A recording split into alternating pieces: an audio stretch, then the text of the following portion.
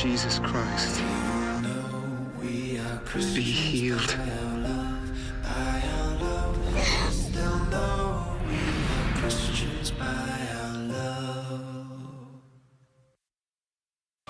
At the Broadcasting Corporation of the Bahamas, I'm Clint Watson, and this is ZNS.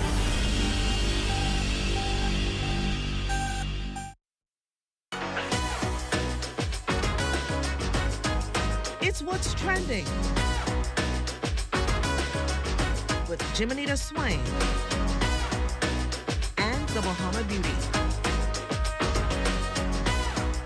At the Broadcasting Corporation of the Bahamas from Studio A. It all starts right now.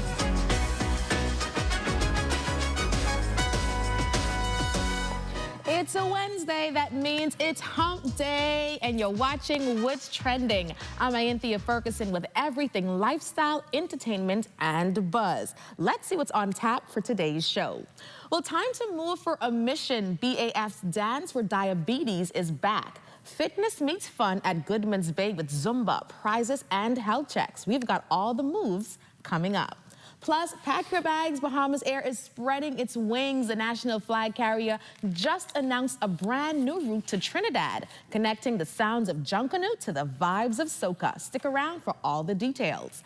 And finally, she's a Bahamian girl boss making her mark abroad. From Nassau to the U.S., she's helping women walk boldly in purpose, love, and sisterhood through her movement, Wife Her Ministry, Inc. We'll be chatting all about her journey later in the show. All these conversations and more coming up after the break. You're watching What's Trending.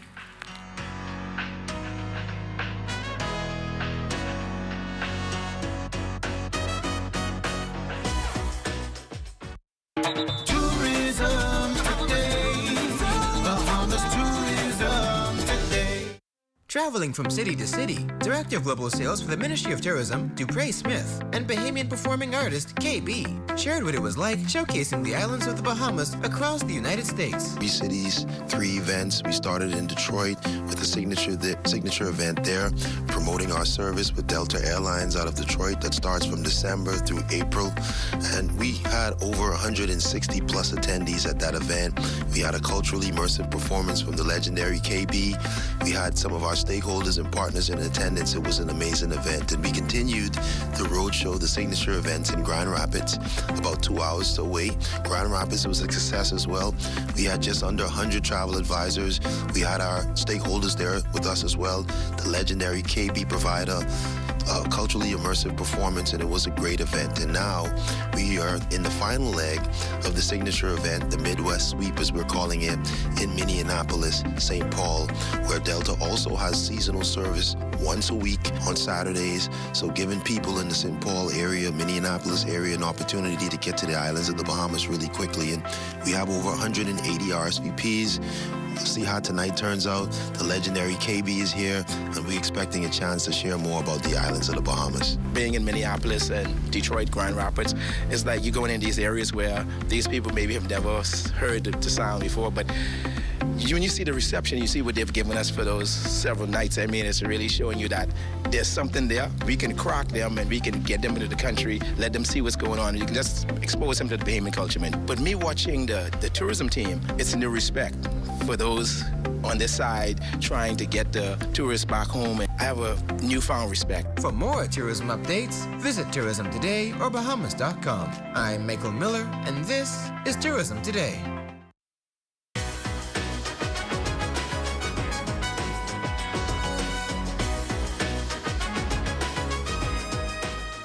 Welcome back. November is Diabetes Awareness Month, and while most of us think about checking our insulin levels and eating healthy, the team at BAF Financial Insurance wants you to get moving. They're hosting their 4th annual Dance for Diabetes event, bringing the community together for a morning of Zumba, wellness, and fun, all for a great cause.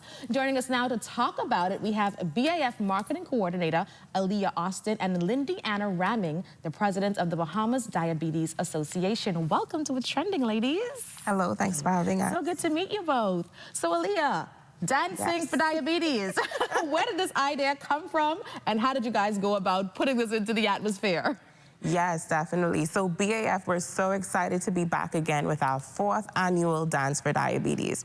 And so BAF, we're a company that focuses on health, that focuses on wellness. So we thought, what better way to bring awareness to such a cause that needs the attention than to create a morning of fun, fitness, health, and community. And a lot of moving. A lot of moving, definitely. So you said it's 4 years in. How have you seen the events grown from year 1 to year 4 now? It has definitely grown tremendously. It has grown in partnerships, it has grown in attendees, and it has grown in persons kind of picking up the diabetes movement. What we have seen is a lot of persons now wanting to pick up the banner and kind of raise awareness for diabetes. So we have many partners join on board, a lot of people excited to offer their services, offer their help. We have like the Rotary Club reaching out to volunteer. So it has grown and we're super excited. And what can we expect at this year's event? I know you say you have a lot of sponsors on board, but what can we expect? What are people going to be doing? Set the scene for us. Definitely. So first off, it's fitness. So we're excited to have our 2 amazing Zumba instructors there. We have Dance with D and we have Reek. And so they'll be bringing the energy, the fun, and just know fitness is for everyone. And then from there, we have definitely the health aspect. Yes. So we have the sugar checks, we have pressure checks, health screening, diabetic foot care, free massages. We have free goodies from NRG and Healthier Choices.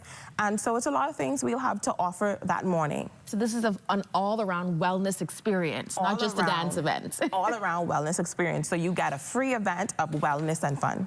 And so for those people who say, well, I can't dance, I don't do the 2-step thing, I ain't into all of that, how do you get them out? You don't have to be a dancer. It's just having fun. And even if you don't want to participate in the workout, that's fine. Our vendors will be there with free samples. You can go and engage, talk about your nutrition, talk about wellness, talk about, get your pressure check, get your sugar check for free. We have PHA and their nursing team will be out there. So it's so much you can do there. And then we're going to close out the show with the Jankunu Rush. So come on out. Lots of fun, sounds like. But let's switch gears now to Ms. Ramming, President of the Diabetes Association here. Let's talk a little bit about this disease, diabetes, and how big of a problem it is in the Bahamas right now. Well, thank you. Thanks for having us. So, diabetes is the 5th leading cause of death in the Bahamas, and you have a lot of persons who are at risk for diabetes and those living with diabetes. We have type 1 diabetes, but usually seen in children, and then we have type 2. 90% of persons are type 2, and you can better control it with lifestyle changes. So we want to encourage movements, because that's what the #1 problem we have. We don't move. It's, you're just behind, you're just sitting down all the time, that lethargic. Yes. So you need to burn off the energy, and having dance with diabetes and catching fresh air, inhaling that fresh air from the sea and moving will help to decrease the blood glucose in your body. So what message then do you hope this event sends to the community? That diabetes can be controlled, whether you're type 1 gestational diabetes during pregnancy, type 1 where it's insulin dependent, and we see that in our children. We have kids with diabetes. Right. We also have the adults with onset, which is type 2. It can be better controlled with lifestyle change. And we want to continue to educate persons on diabetes. So at the Bahamas Diabetic Association, we put on counseling, we put on educational classes, we advocate. We advocate now for more money so that we can put on more classes and be able to assist persons living with diabetes in our country. All right, so Aaliyah, give us the details, the who, what, when, where, why, how can we register? Give us all the good stuff. Yes, definitely. So you go right to the BAF website, or you can go on our social media page, click on the post, the link, go right to where you register. So it's $20 registration fee, and all proceeds go directly to the Diabetes Association. The event will be on Goodman's Bay Park. That's this Saturday, 6:30 a.m. So come on out, register. Even if you don't get to do it before, you can come right there and register. Okay. You can also register at World Diabetes Day is on Friday. Okay. So we're having a free symposium at our home, St. Gregory Anglican Church. And they can register So the there. symposium is absolutely free. We're going to feed you. We're going to educate you. It's from 9 to 2:30. A booth will be there where BAF, you can register there also. All right, well, thank you, ladies, so much. It sounds like such an inspiring way to get the community moving, literally for a great cause. Thank you so much for joining us and sharing the details. Well, we'll definitely be there to dance, get checked, and show some support for a healthier Bahamas. Coming up next, the Bahamas meets Trinidad thanks to Bahamas Air. A new route is taking flight. More details after the break. Thank you, ladies. What's trending in business? Who's making major money moves? And how's it shaping your future? This is Economics, your front row seat to the biggest stories in business, innovation, and finance. Powered by the Sand Dollar, the digital currency of the Central Bank of the Bahamas. It's fast, secure, Bahamian.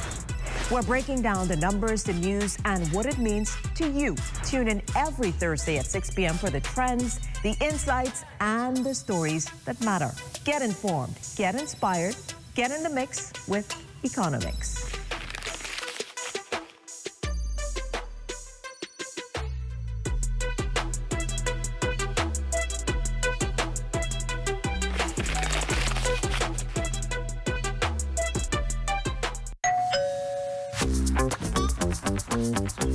Like, what you grabbing all these pizzas, boy? Wait, Marcos, wait. We have a special on all the large one-topping pizzas, wait. Pineapple. All. Barbecue. All. Hey, VAT included, but I need the $10 special place. How many of them would you like? 20 in it. Thank you so much, man. $10, that's it. The Marcos got that deal, boy.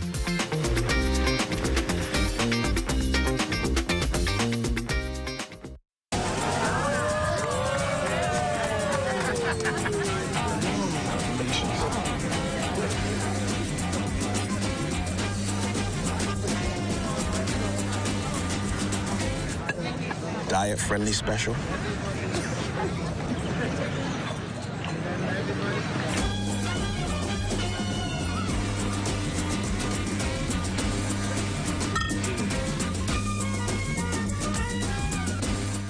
Got termites and need to get rid of them fast, trust Rent-A-Kill Initial. With over 60 years experience in the Bahamas, the global brand, training, and expertise can't be beat. Only Rent-A-Kill Initial gives you a 3-year warranty and payment plan options on termite fumigation. No one can match the range of treatments we offer, such as fumigation, pre-construction treatments, termite monitoring, and more. No matter where you are in the Bahamas, we will come to you. When it comes to complete termite eradication, there's only one name, Rent-A-Kill Initial.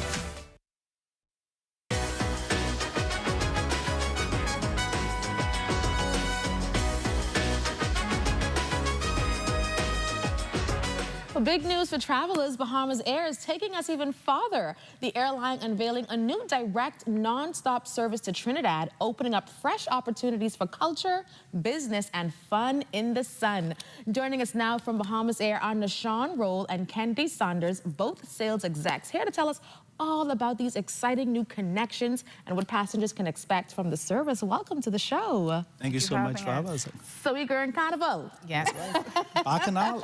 Right, perfect timing. So Nashawn, tell us about this new service into Trinidad and Tobago and why now? So Bahamas is excited to introduce this seasonal aircraft that we believe will be beneficial to our Bahamian and the wider Caribbean at large. So of course we have the early bird special. That's $5.75 and 30 cents, which is a steal of a deal. So you could start your celebration from in the air. We consider it a fete in the air. Ooh, we love it. Yeah, so of course, as Bahamas Air commit to expanding its connectivity throughout the Caribbean, no better way than to be a part of what we consider one of the #1 Caribbean celebration in Trinidad, which is Carnival. All right, so Kendi, tell us, when do flights officially begin? Can we start buying our tickets now, and how often will they operate? Okay, so you actually can start buying your tickets now. Like Nashawn would have said, the rates now start at $5.75.30, and that's valid until December 31st. And then it slightly increases after December 31st because it would go up because of, you know, it wouldn't be special bird anymore. Okay. So I would advise to get your tickets now before all of the seats are sold out. All right, so what about the travel time? How long is it direct from Nassau to Trinidad and Tobago? 3 hours Yeah, direct. 3 hours in like 30 going minutes. to New York or even going to Canada. Listen, once you get on with the excitement and the hype, by the time you calm down, you'll be landing and ready to have another fete on land. Right, and a lot of people, Nashawn, Bahamians actually do travel like in large groups to Trinidad and Tobago. So what are you expecting to see next year? We expect to see a large amount of persons going over. And Bahamas Air, we do offer the group discount rate as well as the frequent flyer. So listen, if you have a party of 10 or more, contact our CTO office and let us make it happen for you. Get down to Trinidad. Yes, and can these, so will there be any special promotions or introductory fairs? Like you said, the introductory fair that's happening now, right? But anything else to celebrate and really get the word out there to Bahamians? Well, you know, the introductory rate would be the early bird is $575.30. So I would advise to go now and book those tickets before there's no more seats left, and then you're left here feting in Nassau and not in Trinidad. Oh boy. So I would advise persons to go and book those tickets now. Right, and Nashawn, I know you were telling me that Bahamas Air has also added some new services. So tell us about those services from some of our other family islands. So listen, November is an exciting month. On the 23rd, Eleuthera to Fort Lauderdale. You can fly direct. So that will be the inaugural flight, November 23rd, that persons from Eleuthera can now experience the convenience of flying direct into Fort Lauderdale. Then on the 24th, we reintroduce our Georgetown to Fort Lauderdale flight. So listen, it's back-to-back celebrations with Bahamas and the Family Island as we pledge to connect, convenience, and ease and stress-free travel. And I like that you say that, because now with Trinidad on board and now you have these new flights out of Eleuthera, like you say, how does this all fit into the airline's bigger vision for regional and, like you say, more comfortable, easy, stress-less travel? Listen, Bahamas Air, we pledge that we will indeed, from a regional standpoint, ensure that our clients are comfortable. They experience the hospitality, the warmth, the love that our Bahamian flag carrier offers. So sounds like it's time for me to add Trinidad to my travel list. Yeah, Get my little costume ready to go. Start now. Are you going? I'll be there. Are you going? I will be there. It's not like I need to be joining the party. That's right. All right, well, thank you both so much for sharing that with us and joining us. And congratulations to Bahamas Air for continuing to expand regional connections and keeping the Bahamas flying high. I can't wait to see the next route you take us on. And after all, we don't just fly there. We live here. Well, coming up next, we chat with Zemi Stewart about her massive movement, Wipe Her. Sorry.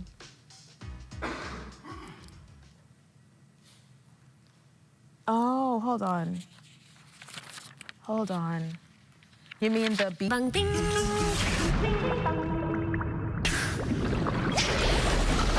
Ding, bang, ding. Ding, ding, bang. Bang, bang, bang. Ding, bang, ding. Ding, bang, ding. Ding, ding, bang. Bang, bang, bang. Ding, bang, ding. Ding, bang, ding. Ding, ding, bang. Ding, bang, ding. Ding, ding, bang.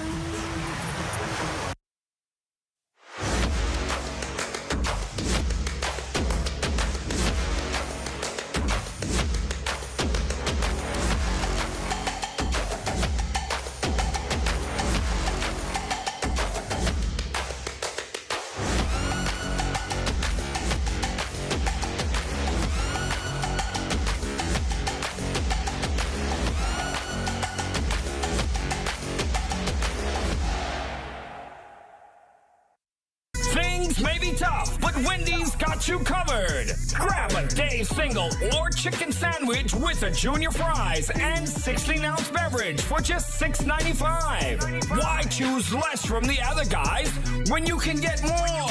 At Wendy's, we're providing bigger bites and better deals. So purchase your Tings Tough Value Meal today. Now available at all locations excluding the airport and food truck. Your home is your sanctuary. The last thing you need to worry about is rodents. Once they enter your property, they can be tough to get out. If you're concerned about rodents, call Rent-A-Kill Initial. We offer the latest, most effective treatment for safe, fast, and long-lasting results. From prevention to elimination, our integrated approach guarantees protection. For rodent control you can trust, there's only one name in the Bahamas: Rent-A-Kill Initial.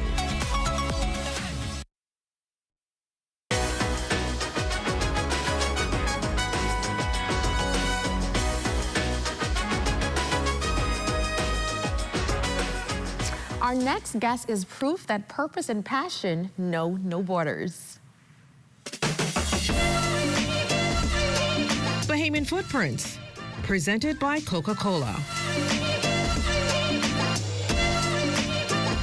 She's a proud Bahamian now living in the U.S. and the founder of Wife Her Ministry, Inc., a movement all about empowering women to grow in faith, confidence, and community. She's also gearing up for her upcoming Focus Fast event, and she's here to tell us all about it. Joining us live via Zoom is Wife Her founder, Zemi Stewart. Zemi, welcome to What's Trending. Hi, thank you. It's great to be here. So good to see you. Now, we got to start from the top because I see Wife Her all over my Facebook feed. I see Wife Her all over my Instagram. I see so many women championing the cause which you started. But just take us from the top and tell us what gave you the idea to start this passion project and turn it into a full-on movement? Well, it was back in 2018. So I had a personal slogan, which was heal, empower, restore. And that year I got married.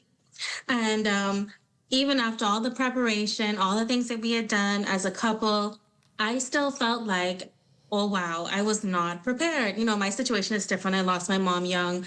And so there was a lot of things that I needed to learn to bridge the gap that maybe the average person wouldn't necessarily need to.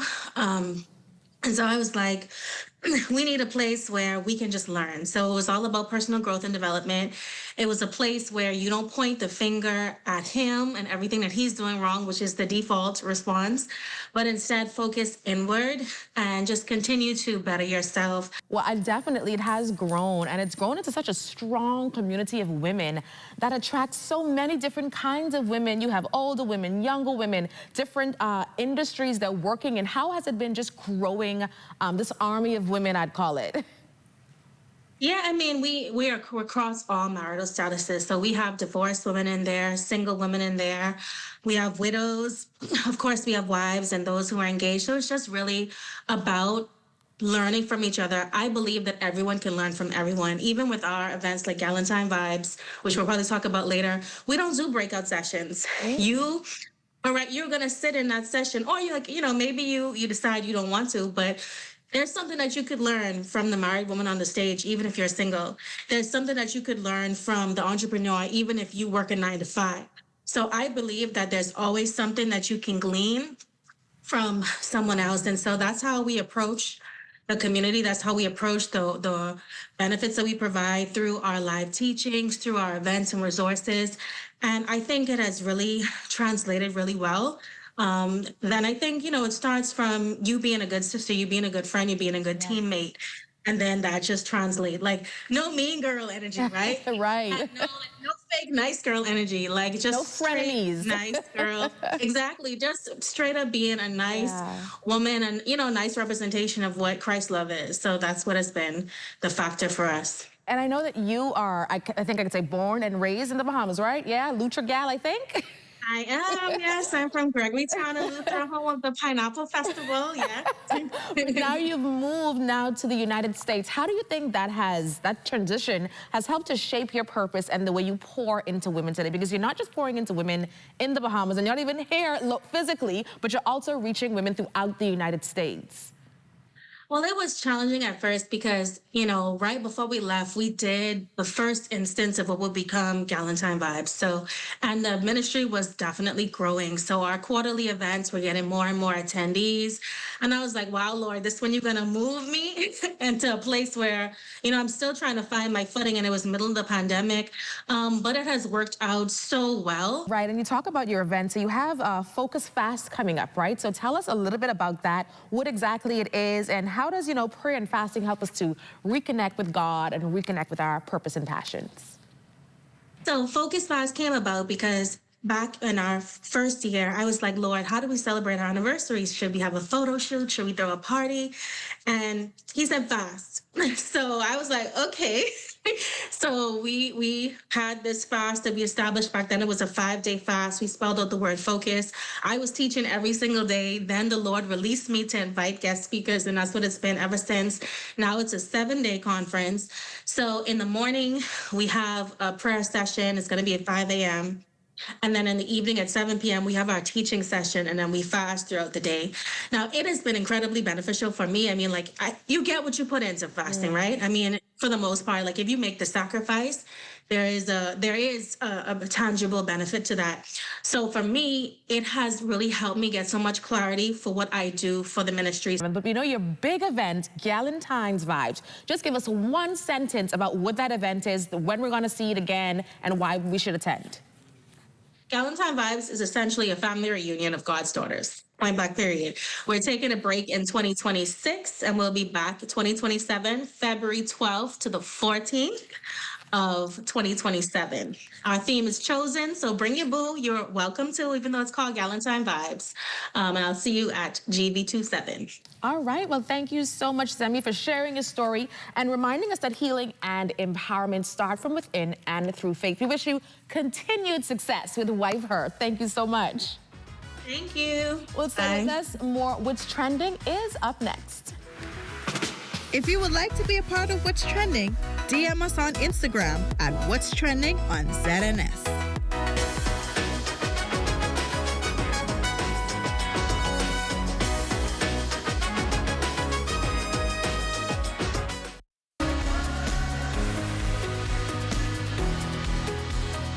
Hi, I'm Brent from CBS Bahamas. Listen, if you're a contractor or tradesman, you want to be a part of our Preferred Contractors Program. By enrolling in our Preferred Contractors Program, you'll save 10% automatically at both of our locations. And guess what? The more you spend, the more you save.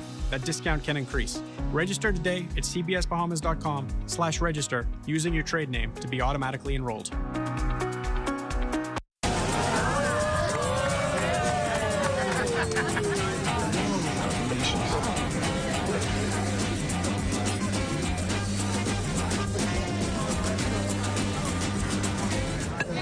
Diet-friendly special.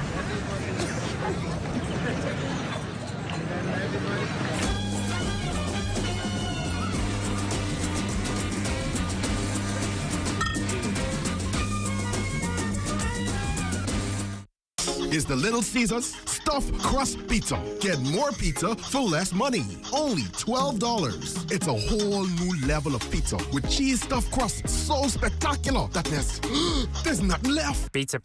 A delicious pepperoni pizza with the crust stuffed with lots of cheese and brushed with butter and garlic flavor and sprinkled with Parmesan cheese. Hot and ready Thursday to Saturday between 4 and 8 for only $12. Simply irresistible. And only at Little Caesars. Pizza. The internet isn't just for surfing. There's a sea of shoppers buying online, and you can connect with them on Tingsy. Tingsy is the SBDC's online storefront built for Bahamians. Take your business to the next level by selling to customers online, both at home and around the world. People want Bahamian things, and if you got things to sell, sell on Tingsy. Find out how you can connect with a sea of buyers by visiting tingsybahamas.com.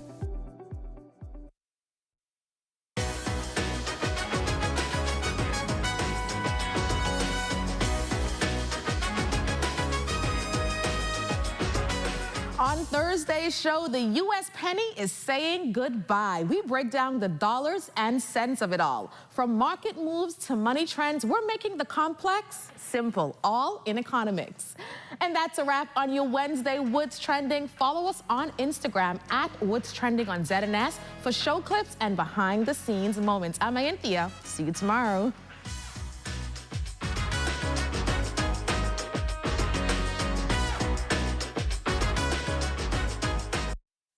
At the Broadcasting Corporation of the Bahamas, I'm Clint Watson, and this is ZNS.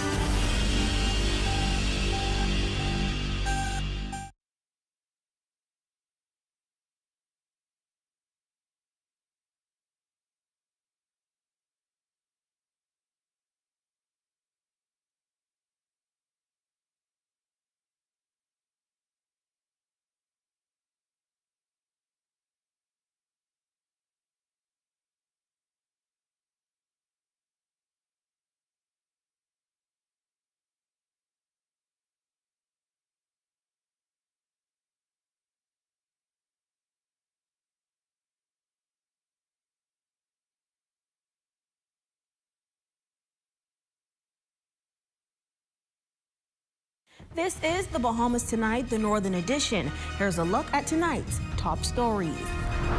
More victims are coming forward after a vehicle fraud scheme has been uncovered. We've got the latest. Authorities are speaking out, clarifying how preschools are monitored following the tragic death of a 6-year-old. And 4 high school students are now in custody after a double stabbing at a local school. The Bahamas Tonight Northern Edition starts now.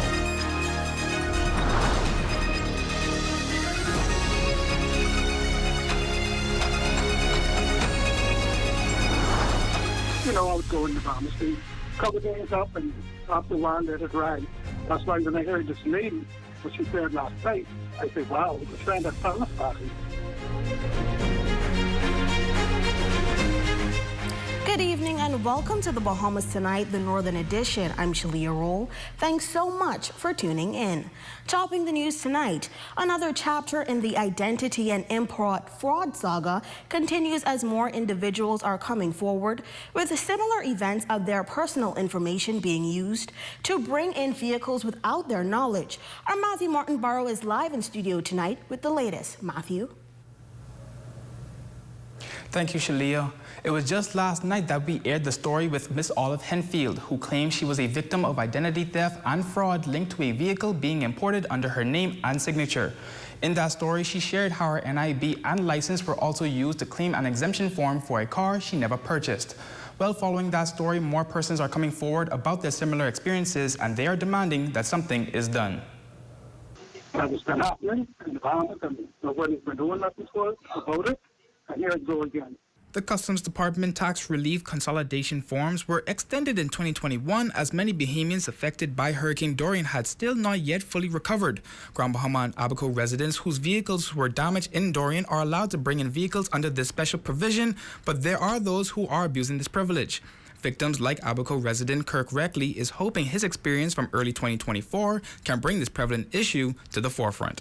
What actually happened, I got a email to my phone saying that I had a car that has been cleared and ready to be received from Customs. And then there's a case of this person who wishes not to be identified. This individual claims their information was used for the purchase of a vehicle in October of 2024. I was in my email and I saw a notification, looks like a system notification from Customs. I wasn't sure about it, but I still opened the email. It looked legitimate. Both Reckley and the other victim are both victims of the same circumstances and say they were left dumbfounded. You know, I called my son right away and I told him about it, and he looked into it, and we had all the information, all the customer information, all around my signature, and everything was signed. They had my NIB. They had my passport. They had all my personal information on the paper, and it was ready to go get the car. And then I saw another email wanting me to pay, I think, a $10 fee. But when I looked closely, it had my personal information, and it had at the bottom of the email Chevy Malibu 2015 that I would have bought in. But both are appealing to the powers that be to protect the innocent public from those who are defrauding the government. You know, I would go in the Bahamas, cover things up, and after a while let it ride. That's why when I heard this lady, what she said last night, I said, wow, the trend that found us party. So now it's gotten quiet. There they go doing it again. So I say, now starting again, because everything has been swept under the ground. I don't know. And I kept all of this hidden because I didn't want to attract any attention, because I was warned. This is obviously deep within this activity, and you don't know who these people are. Now, as for the case with Ms. Olive Henfield, both the Road Traffic and Customs Departments say they have been made aware of the situation and are conducting their internal investigations. This is a story that we will continue to follow. For the Bahamas Tonight, the Northern Edition, I'm Matthew Martin Burrow. Back to you, Shalia. Thanks, Matthew. In other news, authorities are clarifying how preschools are monitored on Grand Bahama following the death of 6-year-old Vernal Zion Williams. Officials say all schools must be registered and inspections are being stepped up to ensure safety standards are met. Raven Davis reports. It's been several weeks since 6-year-old Vernal Zion Williams died when a swing set collapsed at a preschool in Grand Bahama. The tragedy stunned the community, and tonight there's renewed focus on school safety as officials from the National Accreditation and Equivalency Council of the Bahamas, or NACOB, were on Grand Bahama conducting inspections at schools across the island, including the one where the incident occurred. Pressed for an update, Deputy Director of Education for Grand Bahama, Bimini and Keys District, Michelle Boleg, declined to comment on the ongoing investigation. The only thing I'd like to say is that I'm sure at the end of the day there will be an outcome and persons will know exactly what would have happened. And so while a matter is being investigated, we're unable to actually comment on something that has not been concluded as yet. The preschool, identified as Caring Hands Academy, came under fire after officials revealed it was not registered with NACOB, the agency responsible for accrediting and monitoring schools. The revelation sparking outrage as many questioned how an unregistered school could operate without oversight. Boleg clarified how regulation works for preschools. All of the government preschools in Grand Bahama are actually attached to a primary school. We have no standalone government preschool. Nevertheless, it is still important that we go out and we do the inspections and all of that is necessary at the preschool level, and we leave primary, secondary, tertiary really to NACOR in terms of inspection. That said, oversight of preschools and daycare centers falls under the National Preschool and Daycare Council, led by Agatha Archer, while NACOB monitors schools from primary through tertiary levels. We do have a preschool unit here in Grand Bahama as well. And so we have a preschool inspector who goes out to inspect the preschools in Grand Bahama, whether it be private or government. Now, although the Preschool and Daycare Council was established in 2014 to regulate early childhood centers, uncertainty remains over how many schools are officially registered and just how often inspections are carried out. For the Bahamas Tonight, the Northern Edition, I'm Raven Davis. Well, it's a troubling update from JC Academy tonight. Police have confirmed that 4 students are now in custody following a violent stabbing on campus. Press Liaison Officer Superintendent Stephen Roll says all 4 suspects attend the school where 2 classmates were injured in the shocking incident. Roll also correcting an earlier statement suggesting that the incident may have stemmed from a confrontation at another institution, clarifying that everything unfolded at JC Academy. Those suspects, along with the victims, all attend the same school, and this is an isolated incident that has no affiliation with no other schools for Grand Bahama. I can say at this time that 4 juveniles are in custody, assisting with investigation. Superintendent Roll says the investigation is still in its early stages, and while no ages have been released, he assures the public will be informed if charges are brought. We're still in the early stages of investigation. Once that is done, I'll be sure to give you an update if any charges are levied against those juveniles. Switching gears now, as scientists, researchers, and fishing guides from across the region recently gathered in Fort Lauderdale for the Bonefish and Tarpon Trust 8th International Science Symposium, one Grand Bahama guide is raising the alarm over the growing threats to the island's world-famous bone fishing industry, warning that urgent action is needed to protect both the fishery and the livelihood it supports. Here's that report.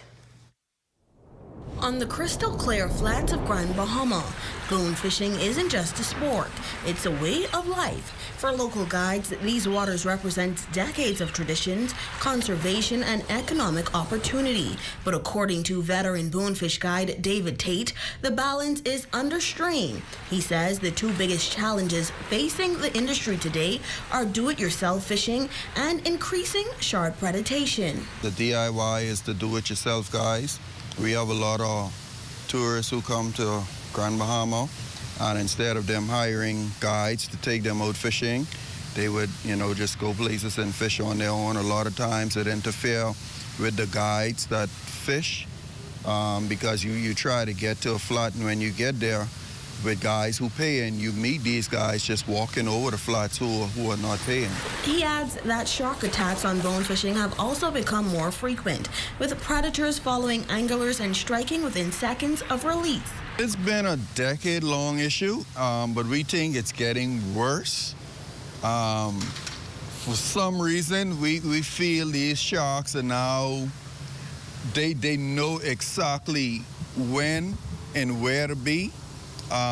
They kind of follow the boats around, I guess, by the sound of the engine. Once they hear that, they know what's going on or where to be. And that, that's very serious because, certain areas though that you can't really get away from sharks.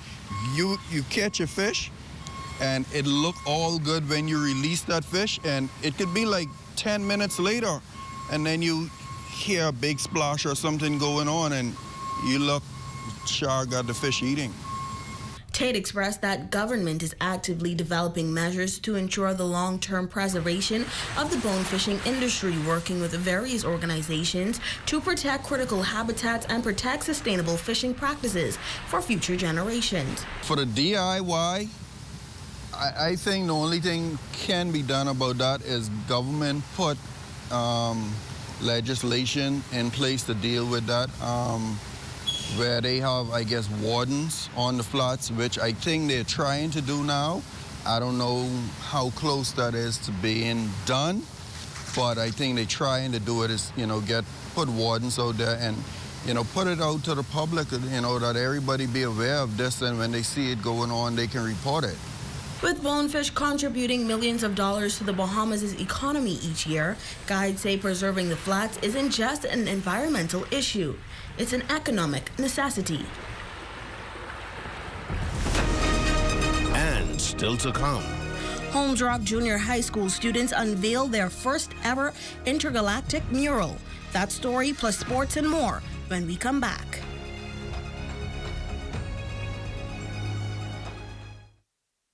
There are some things that are undeniably Bahamian. A good count salad, junkanoo, the way we worship, the way we take care of one another, all undeniably Bahamian. And right in the midst of our iconic things, places, and people is Commonwealth Bank. Increasing access, sponsoring dreams, working alongside Bahamians to increase the quality of their lives for more than 60 years. Commonwealth Bank, nothing more than being Bahamian. Commonwealth Bank, leader in personal banking services. Come on down and see what Dolly Madison has in store for you. Renovate and rejuvenate at Dolly Madison. While others see customers as numbers, we see our customers as people, neighbors, friends who deserve more than one-sided connections. That's why we are redefining what real connection is by prioritizing our customers and showing our appreciation by putting our money where your loyalty is. BTC customers, claim your $200 Bahamas Air gift card when you add postpaid mobile to your internet plan. That's loyalty that flows both ways. Here at Freeport Decorators, we have hundreds of products for you to choose from. Whether you're in the market for trophies, plaques, rubber stamps, corporate signs, any kind of interior signage, stamps, or seals, we're your one-stop shop. We feature glass, acrylic, crystal awards for every occasion. We build all the trophies here on site. Looking for a gift item?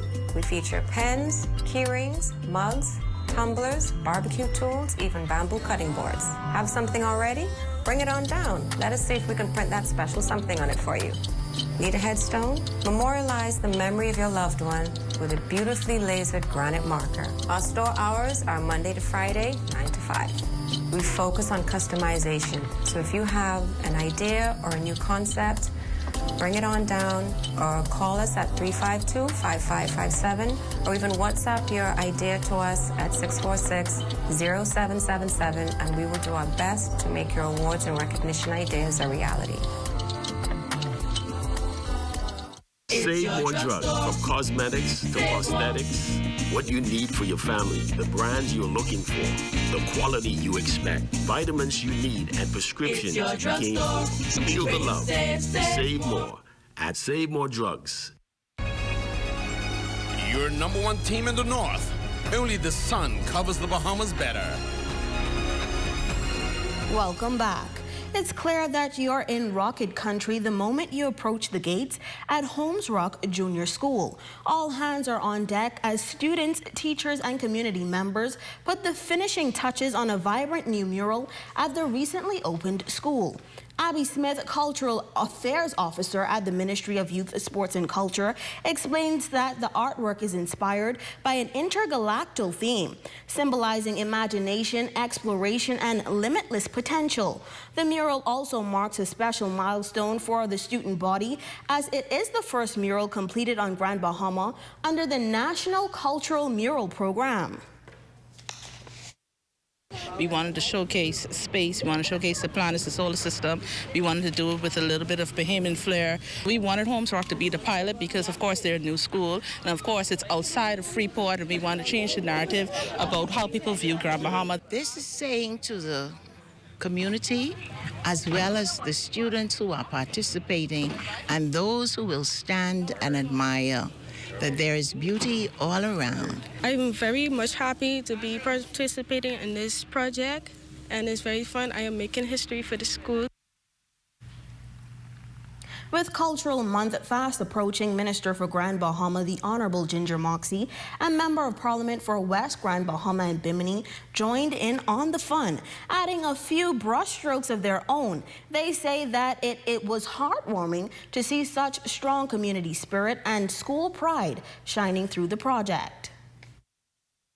I think it's a beautiful expression of art, and it will capture the school spirit. It's a great thing that the Ministry of Youth, Sports and Culture is doing. And to have students take part in this event, it means a lot to them. It means a lot to us. It means a lot to me as the Member of Parliament to have our students, to have our community to take part in this historic event. A mother's faith and a daughter's fight, and a story that proves miracles still happen. Our Sherelle Dames shares more in the premiere of our new series, Defying the Odds.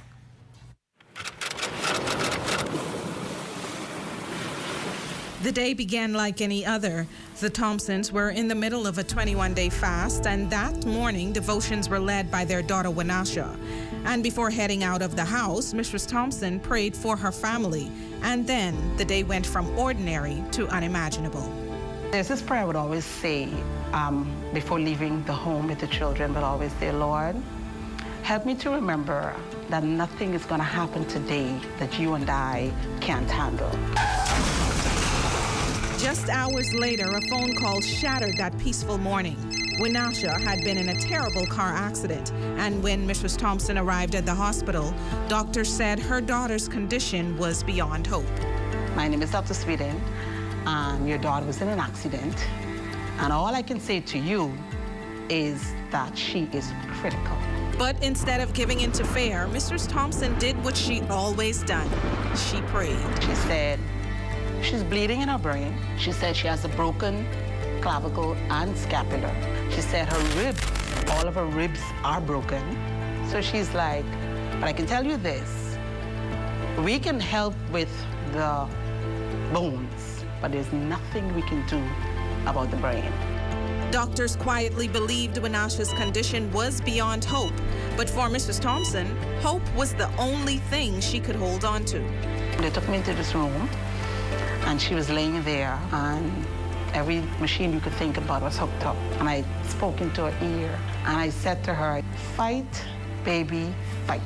And when I said that, tear literally came down the side of her cheek. That single tear became a sign of hope, the first glimpse of a life in a motionless body. But as the hours passed, that hope would be tested again. She flatlined.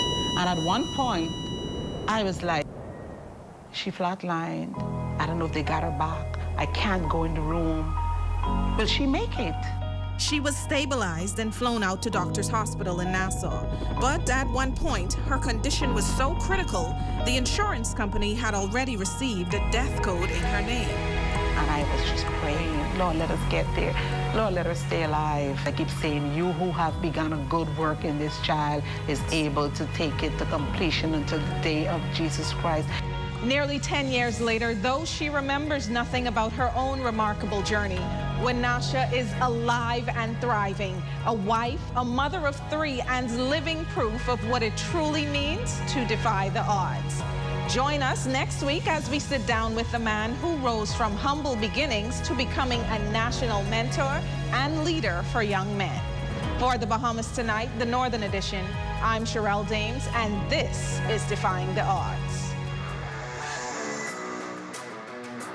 Awesome start to your series, Sherelle. We look forward to seeing them every Wednesday right here on the ZNS Network.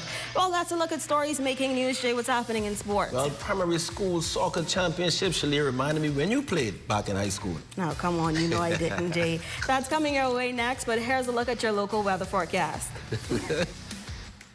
Tonight's weather forecast is brought to you by Royal Star Assurance. 'Cause it's so beautiful.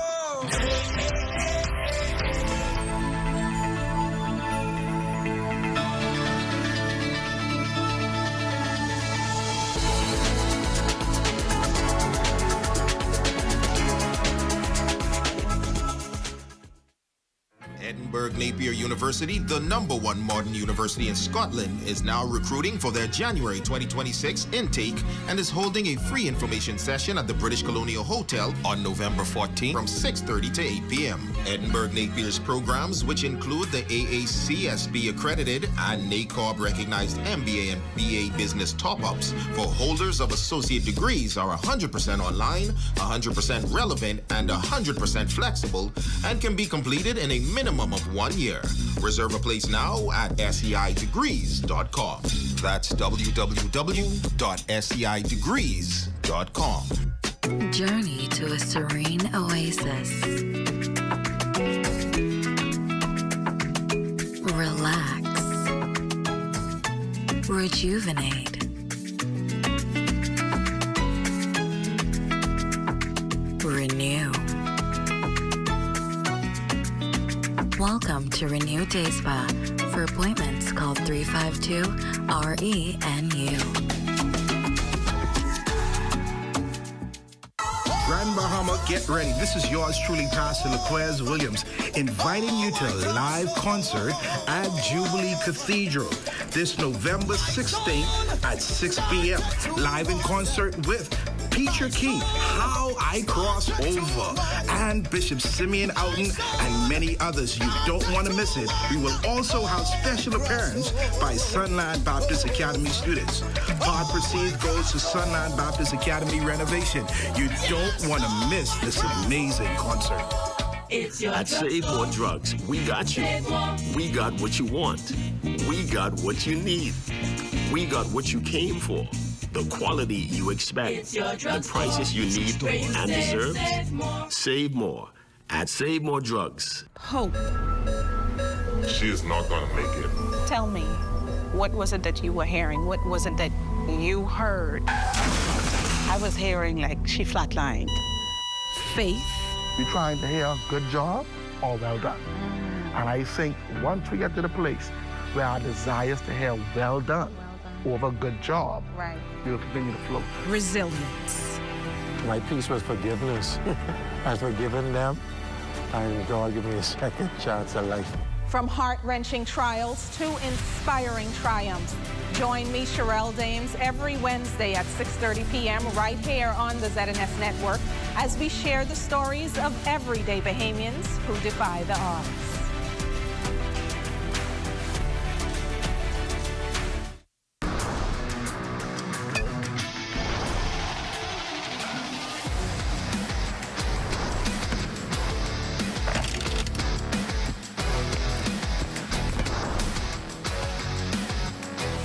Good evening, ladies and gents. I'm Jay Philippe, and welcome to Sports. Top in Sports, the Ministry of Youth, Sports and Culture, Northern Bahamas High School volleyball tournament is set to begin this Thursday, November 13th through the 15th at St. George's Gymnasium. Teams from Abaco, Bimini, and of course, Grand Bahama will compete in senior boys and senior girls play. The Northern Bahamas Volleyball High School Championship will be a double elimination round with the girls team. We have eight girls team and 7 boys team. This year we will have 2 international FIVB certified officials coming in from New Providence, and the tournament is going to be great. I'm excited for the development and growth of the students thus far. I expect great things coming out of this tournament, especially for my girls. I'm very confident that we will do well. We're going to put up a extremely good fight. Although the competition is limited inside Bimini, my girls have the heart and the competitive spirit to face against any giant that's in our way. We have seen the growth, especially not only collectively as teams on the island, but even within our school system. So we're really proud of that. So I just want to use this opportunity to invite the community of Grand Bahama to come on out and support our girls. They will be in for a treat. Next in sports, primary school soccer championships wrapped up yesterday at the YMCA in boys and girls play. In the girls game, LIS defeated Walter Parker Primary 3-1 in a shootout to win this year's primary school girls title. Here's your MVP, Sophia Procedure. Well, I think that we did very good, that we didn't, we kept on pushing, we pressured. We all did very good. We didn't lose a single game as we came up to the finals. I feel so good because with this weather and all the girls, very good players. So we try to make our best over there. So I feel very good for them. Now on the boys' side, Bishop Michael Eldon School shut out LIS 3-0 to take home the title. MVP honors went to Jamari Bridgewater. And that's your quick check on sports. Your Facebook friend of the day is next. I'm Jay Philippe. As always, be blessed.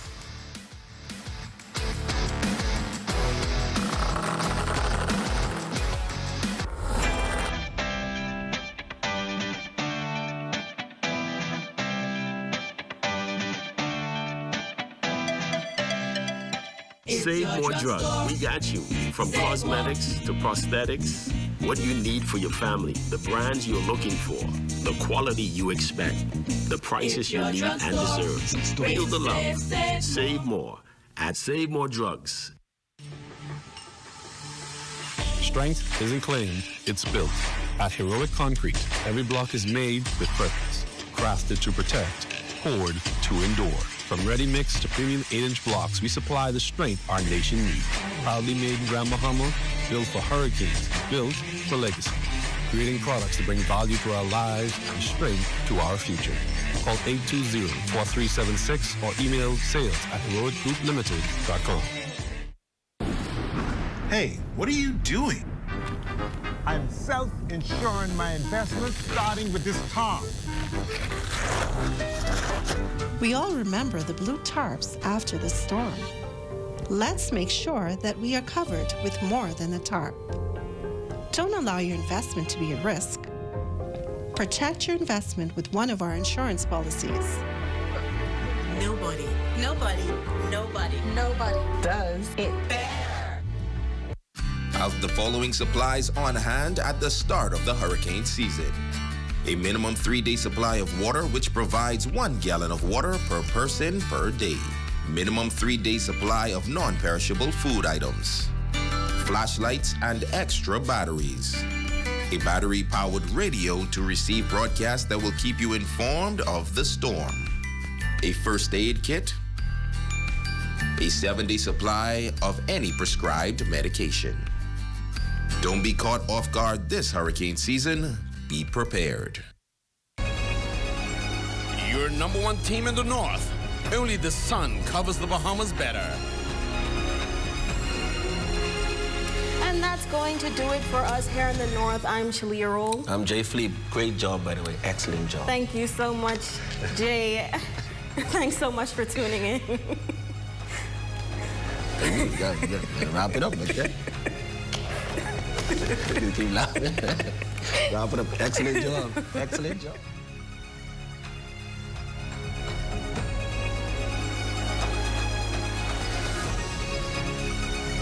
ZNS News is brought to you by the new BTC. Fiber is here. Faster, stronger, more reliable. Together, we are unstoppable. Switch today. Coming up in the Bahamas tonight, the national report. The countdown is on to the advanced poll in Golden Isles. Plus, a $17.2 million infrastructural upgrade from Mangrove Key Andros. And groundwork being laid to improve workers' benefits while improving productivity for employees. The Bahamas tonight, the national report starts now.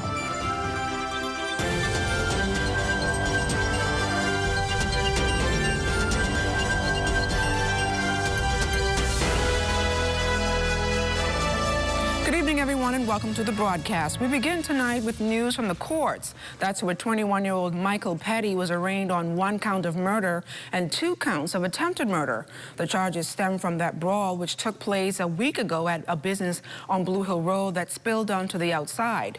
The ordeal was captured on video between the suspect and the victim, who was later identified as a Department of Corrections officer, Ashantino Claiborne Johnson.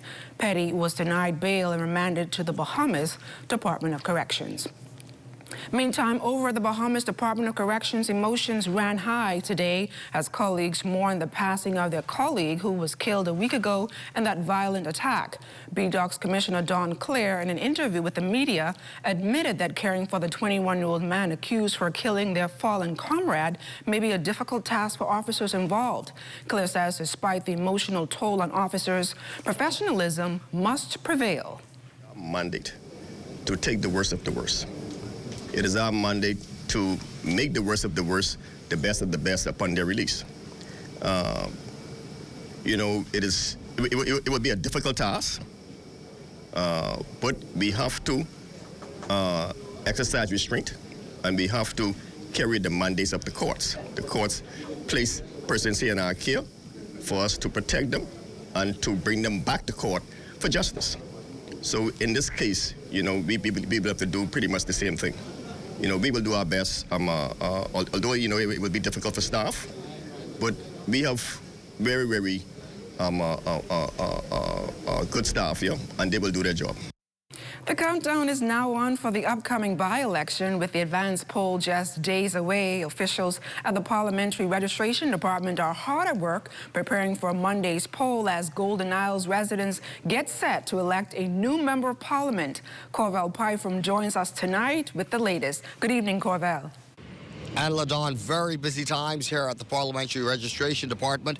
They are down to the wire with just days to go before the advance poll for the upcoming by-election. That advance poll, of course, takes place on Monday, November 17th. We've been waiting here for several hours in hopes of meeting with Parliamentary Commissioner Harrison Thompson, but it has proven to be too much of a busy day for him. He was unable to meet with us. So what we did instead was we canvassed more of the constituency, caught up with a couple of voters. A lot of activity happening in the Golden Isles constituency as the days draw near for this upcoming by-election. We caught up with a couple of young voters, their first time voting this election. In my view, the area need better roads because I see flooding a lot. Every time it rains, people have to come through the parkade of our community because it floods out there a lot. I feel like they just need to improve on the roads. There's many potholes, many flooding, so like he said, we really have to go to the parkade to get to our community. So I feel like they need to improve on the roads. Show you more video here. This is some of the activity, LaDon, you see taking place along the Golden Isles constituency. You know, when we last spoke with the Parliamentary Commissioner, he told us that almost 8,000 people were registered to vote in this upcoming election. So the advance poll again takes place Monday, November 17th. The by-election itself takes place on November 24th. Reporting from the Parliamentary Registration Department, I'm Corvell Pyfrom for the Bahamas Tonight. Let's go back in studio to you, LaDon. Thanks a lot, Corvell. Well, short-term rentals may be driving profits for property owners, but they're also driving up pressure in the housing market. Tonight, industry experts say the boom in vacation rentals is making it harder for many Bahamians to find affordable, long-term housing. Here's Leah Cooper. The emergence of short-term rentals over the past few years have definitely put a strain on the long-term market. This much coming from Principal for Sumner Strategic Partners, Edison Sumner, on the heels of Housing Minister, the Honorable Keith Bell, attributing short-term rentals as a contributor to a housing crisis here in the Bahamas. Most of the landlords now who have commercial property see the value in doing short-term rentals because it generates probably 4 times the revenue that they would get from long-term rentals. And because of it, it has put a tremendous pressure on that housing demand. It has put tremendous pressure on landlords trying to maintain their rents at a certain level because there is now greater demand for short-term rentals. Now, while entrepreneurs across the country have been encouraged to invest in these short-term rentals, especially on the Family Island, Sumner cautions that we ought not leave ourselves out of the equation. There are still people who are living in the country who are not earning a whole lot of money, but they still need to be able to afford to live in apartments across this country. And if we are pricing ourselves out of the market and we are only catering to the tourists that are coming in, then we are putting our own citizens at a great disadvantage in finding affordable homes and affordable housing. That said, managing broker of Remax Bahamas, Matt Sweeting, tells us that we actually are facing a housing affordability crisis. Within days, right? Within the last 30 days, I've been in 5 bidding wars for clients actively looking for property, right? People have lost out on offers. We have low days on market in real estate. There's a term that we use called days on market. So the minute we put it on the website and the public knows about it, how long does it stay on market? We're seeing less than 7 days on market. And so all of these things are indicative of a housing affordability crisis. Moving forward, Sweeting says there needs to be more collaboration with real estate and construction professionals to brainstorm how to solve this issue plaguing so many Bahamians. When we look at countries like Portugal, maybe a Denmark, a Japan, that have also had these housing affordability issues, they've done some interesting things. One of the things that stand heads and shoulders above the rest, or is a congruent theme among them, is that we see that they have become very, very focused on these public-private partnerships. And I think the government could make a stronger effort at doing that. Sweeting notes, though, that there have been some notable and marked improvements in the housing issue here in the country, with multiple housing projects either completed or underway. For the Bahamas Tonight, I'm Leah Cooper. Thanks a lot, Leo. Well, business owners across the country cautioned to remain vigilant for counterfeits this busy holiday season. This from Central Bank's Principal Circulation Officer, Lisa Sterling Smith, following a counterfeit detection workshop. Counterfeiting is a crime. Persons don't understand and realize a crime is a crime. Stealing is a crime. If somebody tries to steal from you, persons are irate. They call the police. A lot of times in our society, persons come in with counterfeits, we run them away or we brush them off. No, it is a crime. You have to call the Financial Crimes Unit anytime you receive a counterfeit. So the Financial Crimes Unit can do their part in tracing to where these counterfeits are being done and help to keep the society safe. Sterling Smith also gave this advice to business owners. Don't rush your employees. Also, if you can, I implore you to buy the tools needed, the UV light tool that would assist you further in detecting real notes and spotting the difference between a counterfeit, because these tools will help you and your employee from any forgeries, from any counterfeits whatsoever. And still to come, the Shantytown Task Force on the island of Eleuthera. You're watching The Bahamas Tonight.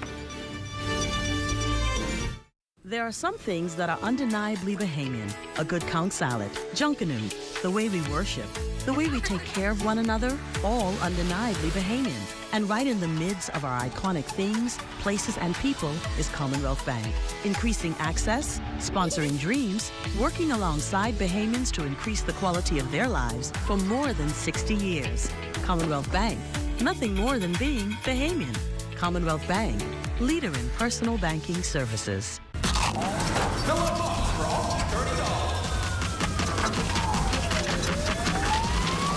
The new KFC fill-up box, serving 6 juicy pieces of chicken, 4 buttery biscuits, crispy fries to share, and 12 premium original recipe KFC nuggets, all packed into one crave-worthy box. So dig in and do whatever the crunch you want with the KFC fill-up box. Only at KFC, it's finger-licking good.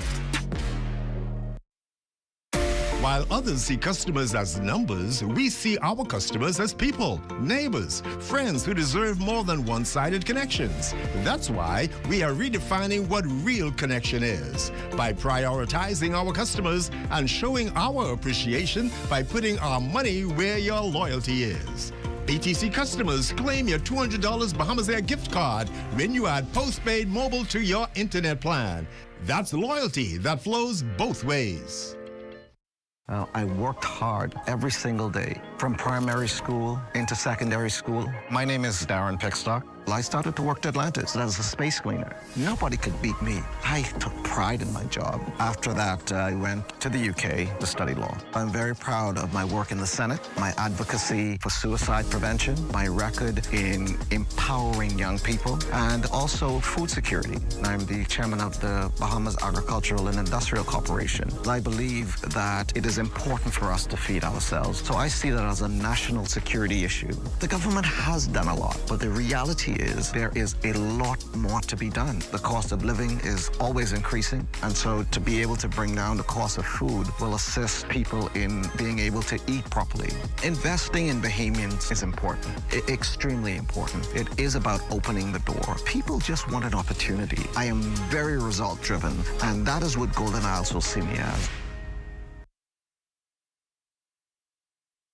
Introducing Valvoline Restore and Protect, a first-of-its-kind innovation that returns pistons to factory clean, removing up to 100% of deposits, restoring your engine to perform like new. All new Restore and Protect, another first by Valvoline, distributed by Battery and Tire Specialists. The second annual Energy Summit is coming to the British Colonial Nassau on November 20th and 21st. Join the conversation on people, power, and partnerships, and see how the Bahamas is shaping a sustainable energy future. And this year, the spotlight shines on our Youth Energy Zone, where students will share bold ideas, hosted by Vocab Bahamas, with DJ Lil Giant keeping the energy high.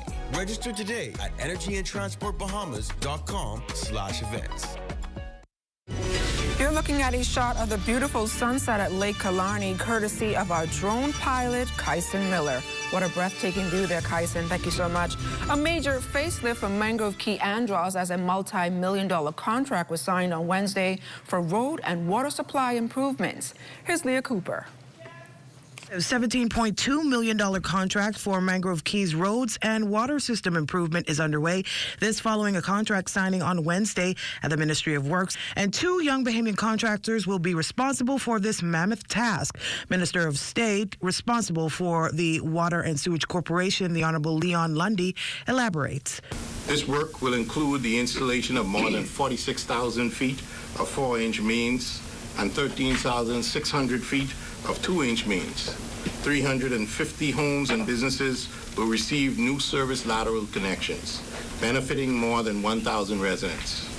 The system will extend from Moxie-Town to Lisbon Creek in Mangrove Key, strengthening water reliability and distribution across the island. It is not just an upgrade of pipes. It is an investment in public health, community resilience, and national development. President of AMBI's Patching and Maintenance, Brian Ambrister, gives details of his scope of work. I am honored to lead the paving of approximately 17 miles of road from Moxie Town to the Lisbon Creek settlement. This project is more than roads. It is about people. Everyone deserves the opportunity to grow and succeed. And through this project, we hope to open doors for the community to do just that. The project, set to take place in the coming months, will span for 18 months, according to Works Minister, the Honorable Clay Sweeting. President of Baker Wick Construction, Marlon Bostwick, says they're committed to delivering a system that meets the highest standards. We recognize the importance of this work and trust that comes with it. Our team is prepared, our timelines are clear, and we are fully committed to working hand in hand with the Ministry, the Water and Sewage Corporation, and the residents of Mangrove Key to complete this project on time and to specification. Minister Sweeting also expresses pride for the young contractors undertaking this task. They're young Bahamians who have proven themselves to be more than just talk, but action. For the Bahamas Tonight, I'm Leah Cooper. The Shantytown Task Force is now on Russell Island in Eleuthera dealing with an unregulated community in the area. It's something that's been a long-standing concern for residents there, according to Works Minister the Honorable Clay Sweeting. He also noted that the task force has identified more communities across the country for demolition. The full team is there, social services, environmental health, Ministry of Health, all of the full components of the task force is there, and we anticipate demolition within the next 2 weeks. 2 in New Providence, the one in Andros, but all of the legality work, ensuring that the persons are notified, taking proper population count of who is Bahamian, who are persons that hold permits, who doesn't have any permit, and then immigration deals with that. So the task force basically is a structure, and then we have different components. So immigration will deal with their component, health will deal with theirs, and you have the Defense Force, you have the Attorney General's office. So all these components work together in tandem to ensure that nothing is left out. The National Productivity Task Force is laying the groundwork towards improving workers' benefits as well as productivity for employers. The objective is to allow workers to spell out in their view what improved productivity looks like and to support legislation allowing technology and competitiveness to flourish in the workspace. Here's Lloyd Allen. It's about creating a win-win scenario for both employers and employees. The newly established Productivity Task Force meeting recently, announcing plans to launch a new survey with the goal of looking at areas like technology and competitiveness, improving conditions for employees and employers across the Bahamas. We want to see the person who's sitting on top in the C-suite and the guy who cleans his car giving us a response to the same survey, because that diversity in opinions and views is going to help to drive the work that we're doing. National Productivity Task Force Chair Edison Sumner explains that the initiative, although new, will use responses from a national survey to support a draft legislation working toward improved output in technology and competitiveness nationally. Our ultimate goal is to have the final draft that we have agreed to after consultation on the minister's desk no later than March of next year. That survey is currently open to the public through a QR code and takes about 10 minutes to complete.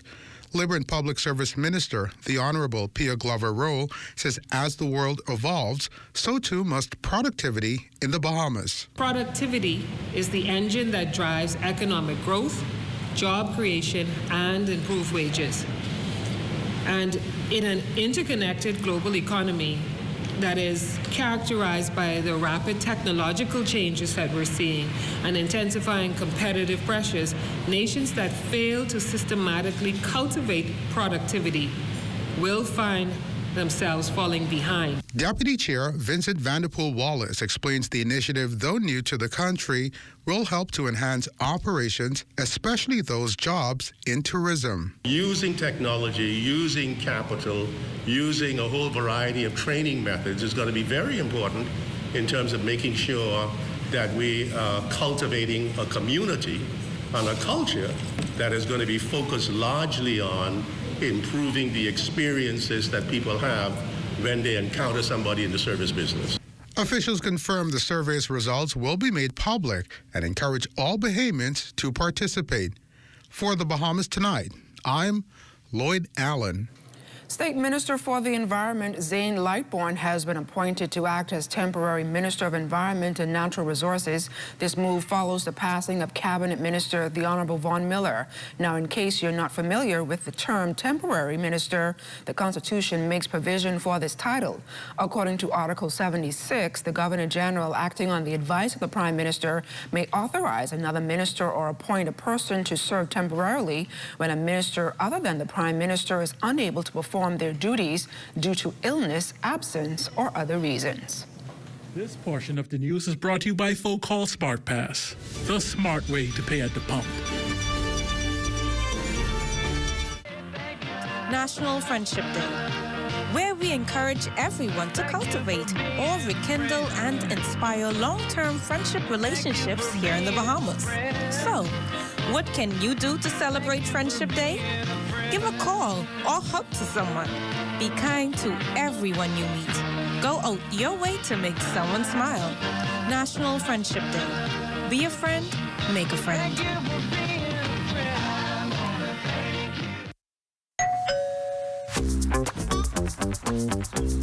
Like, what you grabbing all these pizzas, boy? Wait, Marcos, wait. You have a special on all the large one topping pizzas, wait. Pineapple. All. Barbecue. All. Hey, that included, but I need the $10 special place. How many would you like? 20 in it. Thank you so much, man. $10, that's it.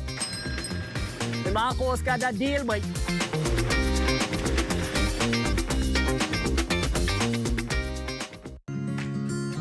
Our company offers a simple philosophy, open hands. What do open hands mean? If you keep your hands closed, nothing comes in, nothing goes out. If you keep your hands open, a lot of things comes in, a lot of things goes out. We cannot expect to be a successful company without blessing our community and blessing our country. My good friend and valued client, Dominic Stirrup, approached me following a meeting we had and told me of the idea that he had of feeding 10,000 Bahamians on Thanksgiving. There was a lot of details to put together, had to figure out how to get it done.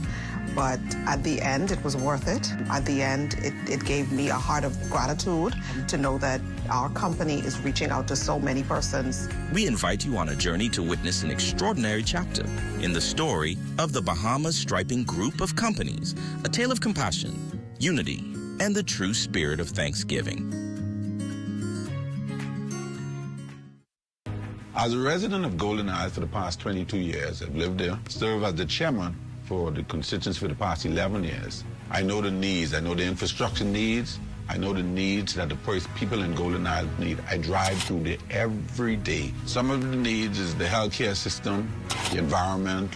We're looking at safety in terms of the police presence being in the constituency on a daily basis. And so I'm excited about it. I'm excited to get Golden Isles up and running and making sure that it's be the best constituency in the Commonwealth of the Bahamas. My name is Brian Berkeley Brown from the great constituency of Golden Isles. I'm asking that you lend me a vote so I could work for you. This message has been brought to you by the Free National Movement.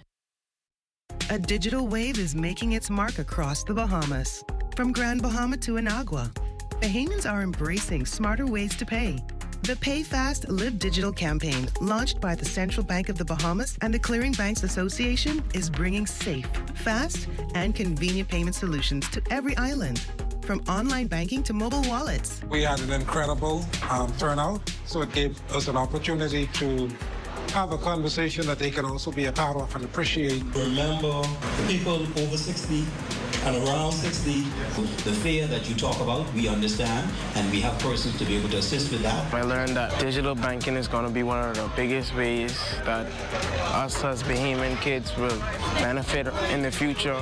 It has to start somewhere, and this is a good start. We're empowering communities, one town hall at a time, for families, for businesses, for you. Let's live digital.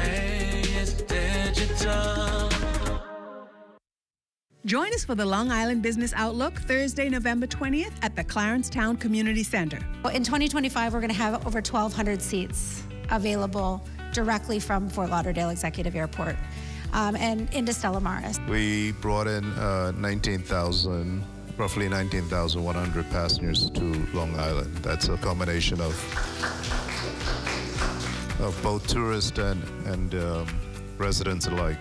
Register now at tclevents.com. This portion of the news is brought to you by 700 Wines and Spirits, bringing celebration across the nation.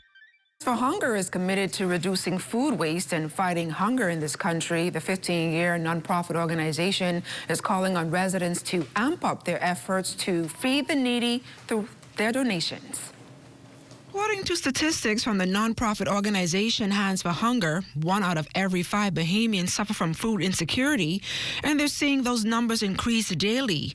This year alone, a whopping 2,000 Bahamian families have taken full advantage of Hands for Hunger's pantry program, but some 7,000 families are already registered on the food pantry list.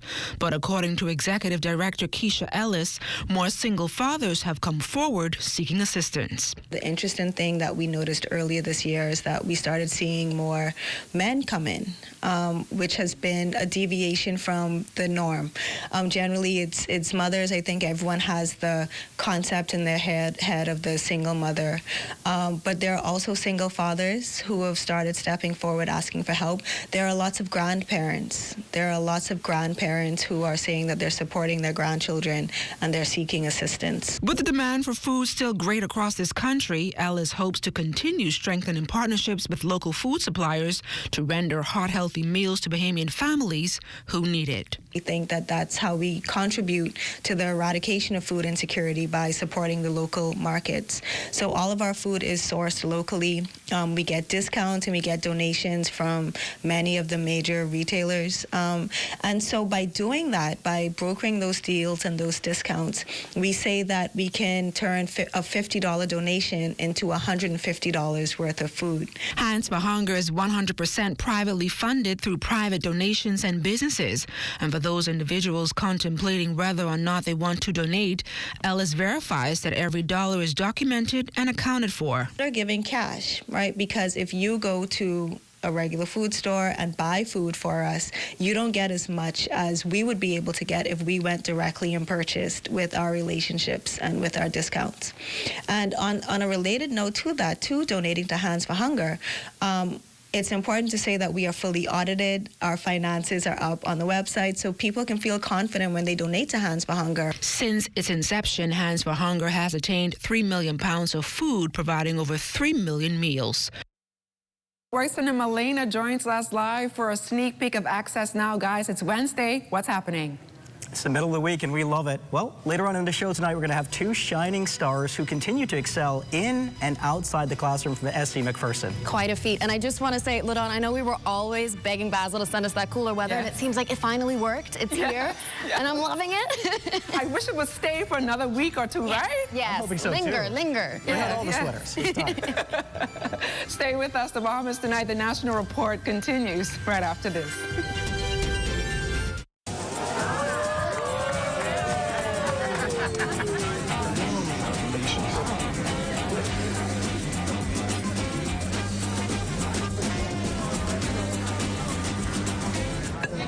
Diet-friendly special.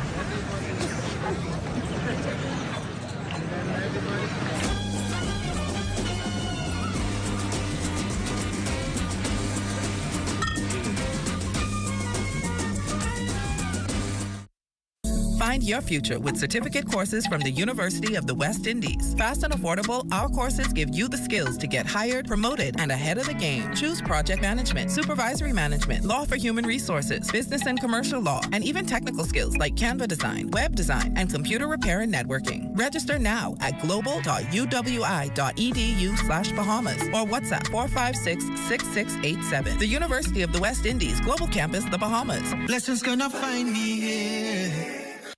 Things may be tough, but Wendy's got you covered. Grab a day single or chicken sandwich with a junior fries and 16-ounce beverage for just $6.95. Why choose less from the other guys when you can get more? At Wendy's, we're providing bigger bites and better deals. So purchase your Tings Tough Value Meal today. Now available at all locations, excluding the airport and food truck. Hey, Mom, can you look after Kaylee? Sorry, I'll be out for a while dealing with my home and car insurance. What? You know there's a newer way, right? A new way? Where have you been?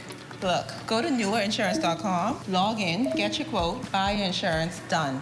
You can even use it to manage a claim. Oh? By the way, it's not newer. It's N-U-A. Where's she been? Do it anyway with NUA Insurance Agents and Brokers. As a resident of Golden Isles for the past 22 years, I've lived there, served as the chairman for the constituents for the past 11 years. I know the needs. I know the infrastructure needs. I know the needs that the people in Golden Island need. I drive through there every day. Some of the needs is the healthcare system, the environment. We're looking at it, safety in terms of the police presence being in the constituency on a daily basis. And so I'm excited about it. I'm excited to get Golden Isles up and running and making sure that it's be the best constituency in the Commonwealth of Bahamas. My name is Brian Berkeley Brown from the great constituency of Golden Isles. I'm asking that you lend me a vote so I could work for you.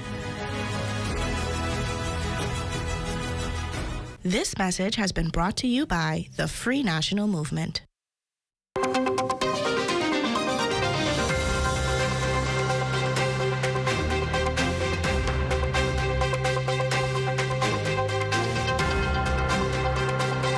It's time now for your first look at the tropics, and it's brought to you by the Disaster Risk Management Authority. The countdown is on. 18 days remain in the tropical cyclone season and tropical cyclone development.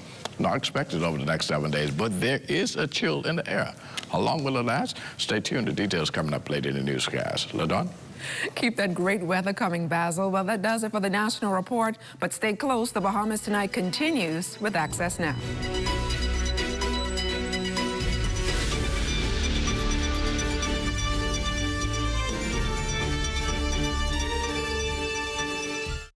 I worked hard every single day, from primary school into secondary school. My name is Darren Pickstock. I started to work at Atlantis as a space cleaner. Nobody could beat me. I took pride in my job. After that, I went to the UK to study law. I'm very proud of my work in the Senate, my advocacy for suicide prevention, my record in empowering young people, and also food security. I'm the chairman of the Bahamas Agricultural and Industrial Corporation. I believe that it is important for us to feed ourselves. So I see that as a national security issue. The government has done a lot, but the reality is there is a lot more to be done. The cost of living is always increasing, and so to be able to bring down the cost of food will assist people in being able to eat properly. Investing in Bahamians is important, extremely important. It is about opening the door. People just want an opportunity. I am very result-driven, and that is what Golden Isles will see me as. As we continue to develop the orange economy of the Bahamas and empower our artists and artisans, we as a government intend to show tangible support. We are therefore requesting our Bahamian artists and artisans to submit images of their handmade, authentically made Bahamian products and prices as we move to produce a live digital booklet with Bahamian-made works. With the creation of a live booklet, artisans can always submit new works to be included. It is our intent to use this book as a catalog for the purchase of items by all senior government officials for gifts, display items, and the like. Ministers, permanent secretaries, members of parliament, and ambassadors will be supporting our orange economy by the purchase of items and in sharing this book to the wider global creative community. We are committed to grow and expand the orange economy of the Bahamas. Tourism today, Bahamas tourism today. Exuma has always been popular, you know. It's a place where the sailing is pristine and the water is gin clear. Stocking Island is one of the most pristine area in the whole West Indies. There are many things going on here.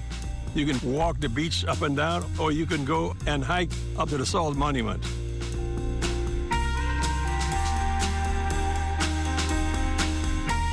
Chat and Chill is a place where we offer food, drinks, and a nice atmosphere so you can meet other people.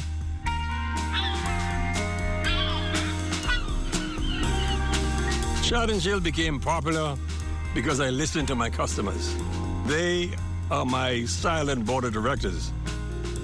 I try to bring in as much of the old way of cooking as possible. You make it natural. If you do things like that, people come back. And now we have stingrays.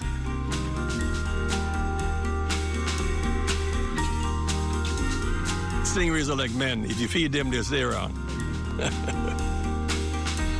The sandbar off of Roll Town is a wonder. It's pristine, it's beautiful. You can take your families there and spend the day. What people do, go up there, pitch a tent while tide is low, enjoy it, have a barbecue out there, and then when tide gets too high, they jump back on the boat and go again. But you have time limits. The tide waits for no man.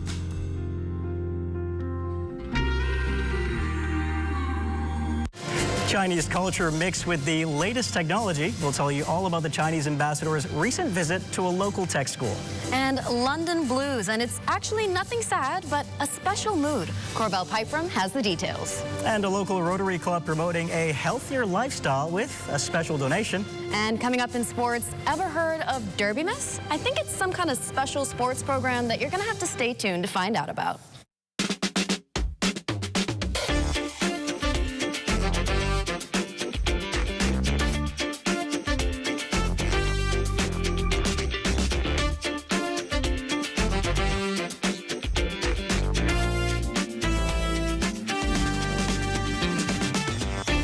Bahamas Tonight Access Now starts now. As Bahamians enjoy these cool temperatures, me included, we could all use some chicken for the soul soup, right? Good evening, I'm Royston Jones. And I'm Marlena Leonard. Welcome to the Bahamas Tonight Access Now. Marlena, today is celebrated as National Chicken of the Soul Soup Day, which is lovely. And for all of you soup lovers out there, that hot meal is definitely soothing for the soul. I agree, Royston. And I hope Basil tells us later on how much longer we can enjoy these somewhat chilly temperatures. Since it's the talk of the town, you know, I want it to stay. I'm hoping it stays as well. I absolutely do. But before we get to that, it's time now to dive right into the news.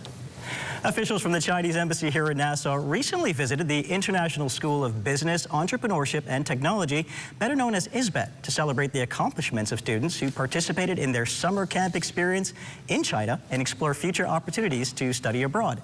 Our Lloyd Allen has the story tonight. The International School of Business, Entrepreneurship and Technology playing host to officials from the Chinese Embassy for a day of connection, enhancing Bahamian-Chinese connections. See, the school is, I can see from these performances and everything is so well organized and very disciplined. And some of them had been to China this summer for summer camps. And the summer camp organizer also told me that students from this school are very, very excellent and with very good discipline and with very good ethics, from this school. Chinese ambassador to the Bahamas, Yan Jiarong, while encouraging the efforts of the students, also reminding them of ongoing opportunities for young Bahamians to study or simply visit China. China provides government scholarships to young Bahamians annually and funds training programs in China. My embassy can help you to realize your dream, because to promote educational, cultural, and people exchange is the mission of myself and also my colleagues. So starting from 2014, visa-free agreement has been reached between China and Bahamas. So you go to China to travel for 30 days, you don't need a visa. ISBET Executive Director and Principal Precious Thompson says the visit comes at a critical time in the school's evolution. Enhancing our technology and business programs and then also doing cross-cultural exchanges. And so we're excited to have her here today. Satisfied with the presentations made on Chinese practices and culture, the ambassador also shared that the scholarship application portal is now available for the new academic year, with these and other Bahamian students invited to apply. We will continue to organize and support this kind of summer camps, as well as more scholarships at Chinese national level, but also some provinces will also provide provincial scholarships for more Bahamians. The day proving to be a time of cultural appreciation for the students, but also a time of hope in deepening ties between the Bahamas and China. For the Bahamas Tonight, I'm Lloyd Allen. Thanks, Lloyd. Well, last week, the Ministry of Tourism embarked on a historic global mission to the United Kingdom. The entire mission appears to have been a success. And as Corbell Pyfrom tells us tonight, the winning ingredient also included giving London a case of the Bahamas' liquid blues. First thing, we're going to understand what exactly is an executive mixologist. Perhaps, though, like his many creations, it's Bahamian extraordinaire of mixing up cocktails that leave crowds, well, both speechless and, yes, a little light on their feet. Marv Cunningham would rather keep that a secret. We caught up with him doing his magic once again in London last week. Of course, we are in England, so, we have our colonial ties. Then we have coconut water that you have in abundance. You have some orange bitters, some fresh lime juice, and blue curacao to give it a beautiful turquoise color. And that is magic in a glass. Mix Marv is a proven hit at events like the Ministry of Tourism's Global Missions, the most recent to the UK, a first for the ministry where Marv took his special brand.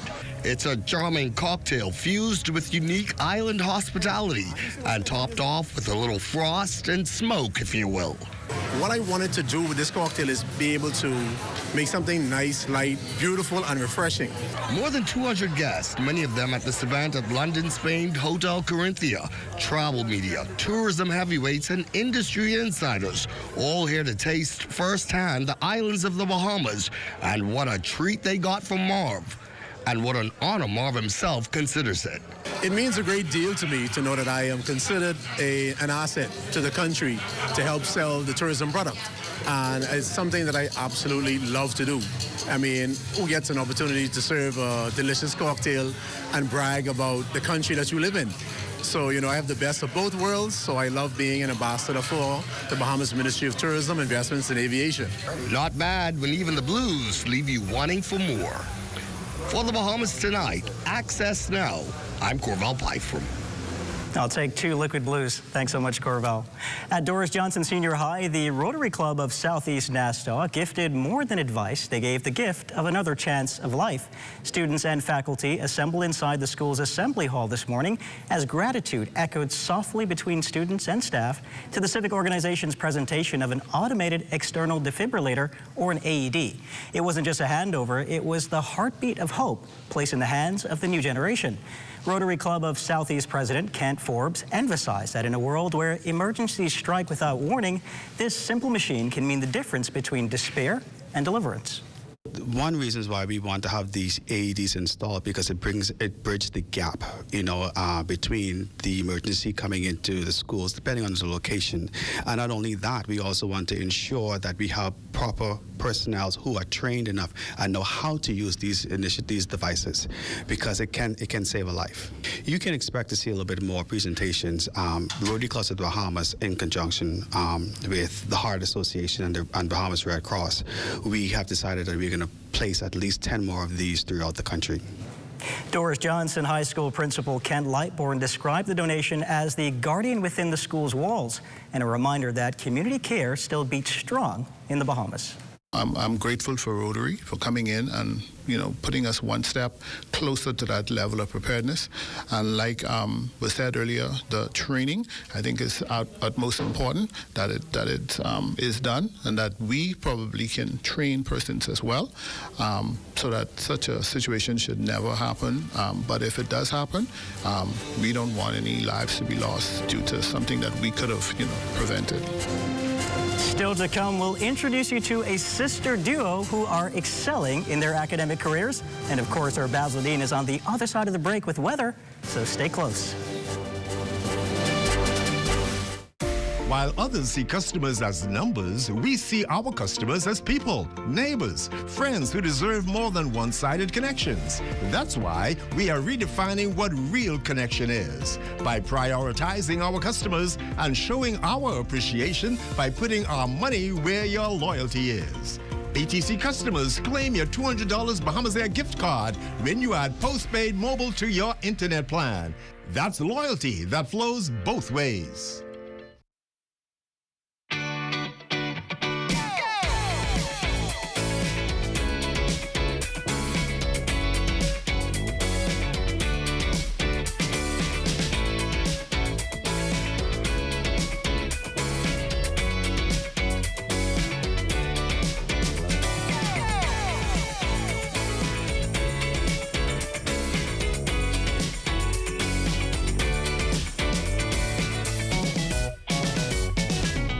Others may try, but nobody delivers the savings like Super Value and Quality supermarkets. Seabass tuna, 5 ounces, 85 cents. Kraft macaroni and cheese, 5.5 ounces, 99 cents. Country Barn mayonnaise, 30 ounces, $3.49. Green peppers, $1.89 per pound. Whole chicken wings, $1.69 per pound. With savings at every aisle, you could shop with a smile at Super Value and Quality supermarkets. I own that. Say less, I own that. Say less, I own that. I don't need permission to whine like that. I don't need permission to get on slack. I don't need permission to bend my back. I don't need permission to drink all day. I don't need permission to have my way. I don't need permission to have my way. This. Join us for our 4th annual Dance for Diabetes, brought to you by BAF Global. That's right. Meet us at Goodman Space Saturday, November 15th at 6:30 a.m. All proceeds benefit the Bahamas Diabetes Association. Let's move together for a healthier future.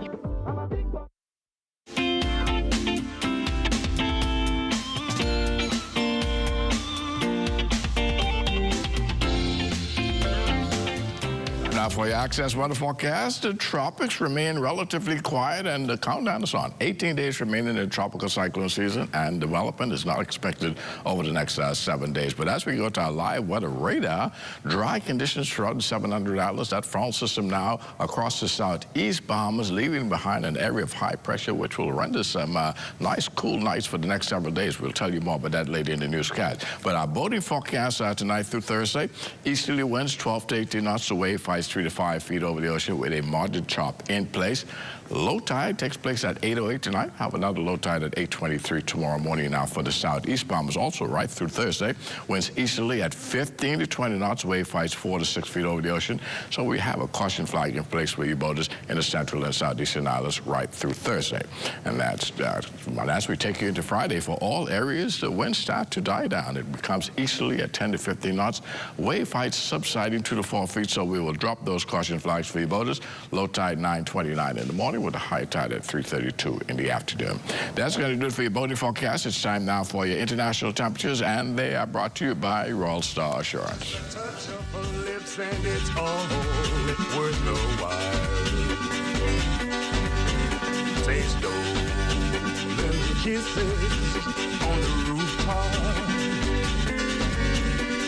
Stolen kisses from the one I love. Gotta be so quiet so our parents won't hear. And that's going to do it for your international temperatures, brought to you by Royal Star Assurance. But join me at 11 o'clock for a full weather update. Royston and Melina. Thanks, Basil.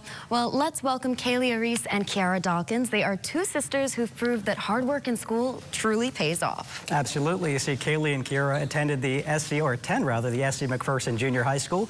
One of them is deputy head girl, and the other is a senior prefect. And they're also active in their church. Ladies, welcome to Access Now. Welcome indeed. Now tell us, who is the deputy head girl and who is the senior prefect? And how do you manage these roles in the senior year so far? Well, I am the senior prefect. Okay. I'm the deputy head girl. And how has it been juggling senior year with those roles? You go first. Well, it's been amazing. It feels good to know that I got this role. It's going good so far, basically. That's really good to hear. And for you? And I really enjoy my role. I like how, I just like my role so far. And, yeah, it's just nice. And so how do you manage, what is your study regimen to be able to manage that responsibility and your grades? Well, I have a study schedule, so on certain days, I like to, even if I don't do, so much studying, I just like to review when I get home so I can retain everything I learned. And, with my role, I still try to, put in as much effort as I do in my studies, so I don't put nothing, on the side, so I stay focused on, stopping my game and stuff. That's amazing. Thank you. Now, we also understand you attend Summit Church, so how do you balance the heavy school life with church life and everything else? Well, like she said, we have a study schedule, so in school time, that's when we study, and Saturday and Sunday, that's when we like to honor God, worship God, and just give him the thanks and praise that he deserves. Yes, that's what we like to do. And so, It sounds like you've got a very full schedule. What do you do in your spare time, if you have any? Well, honestly, if I'm being truthful, I just like to go on TikTok, sleep, and sometimes just play Roblox if I'm being truthful. Just turn the brain off and then take a minute. Yeah, I like to relax. We're doing enough. I love me some sleep. Me too. I'm the same way. I am the same way. I can go to sleep anywhere. Listen, after all the work that you're doing, you deserve, I'm sure, a lot of sleep. Yes. What's your favorite subject in school? RK. Religious. Okay. I love religious. And I love maths. Really? I love maths. I'm jealous. Math was not my strength. I was a history girl. Wow. I love maths. So how do you find that going into the new term, at least, will be for you? Pardon? How do you find that the new term, going into a new day or new term, will be for you in these roles? No. I don't understand. Sorry, I don't understand what you said. Like looking out for maybe the next school year. Well, this is the last year for you. Yeah, senior, yeah. So this is it. Okay, so what's next for you in that case? Only what God has for us. Yes, whatever God has planned, that's what we're going to follow. We will take. That's a perfect answer. And do you have any advice for any peers or young students maybe watching? Well, stay encouraged. Be the head, not the tail. Put God first in your life. Give him a chance if you didn't give him a chance before, because he will change your life and put you in places that eyes haven't seen and ears haven't heard. Yeah. Profound. Amazing. Yes. And if you like she said, always put God first. And if you see other people in school, because we was mostly enrolled rub off from the people in school. So when you see some doing them, we shouldn't always do what they do. We should be ourselves and be encouraged. Set your own example. Yes. Both those answers. Very wise. Wise beyond your years. My goodness. Thank you so much for joining us at Access Now for tonight. I'm sure you'll continue to do well. We're wishing you all the best, of course. And I'm sure your parents must be so incredibly proud. Thank you. Thank you so much. It's time now to turn things over to ZNS Total Sports to see what's on tap. And the Don't Blink Home Run Derby is right around the corner. Details of that story and more coming up in sports. Visit us at Shop Smart, 'cause everything is here. Yes, we have it all for you. Toys, clothing, office supplies, appliances, custom cut blinds, bedding, drapes, and rugs. Come and visit us on Mackey Street, 2 blocks down from Wolf Road. Call us at 698-1052. Shop Smart, let's shop smart. Oh, everything is here.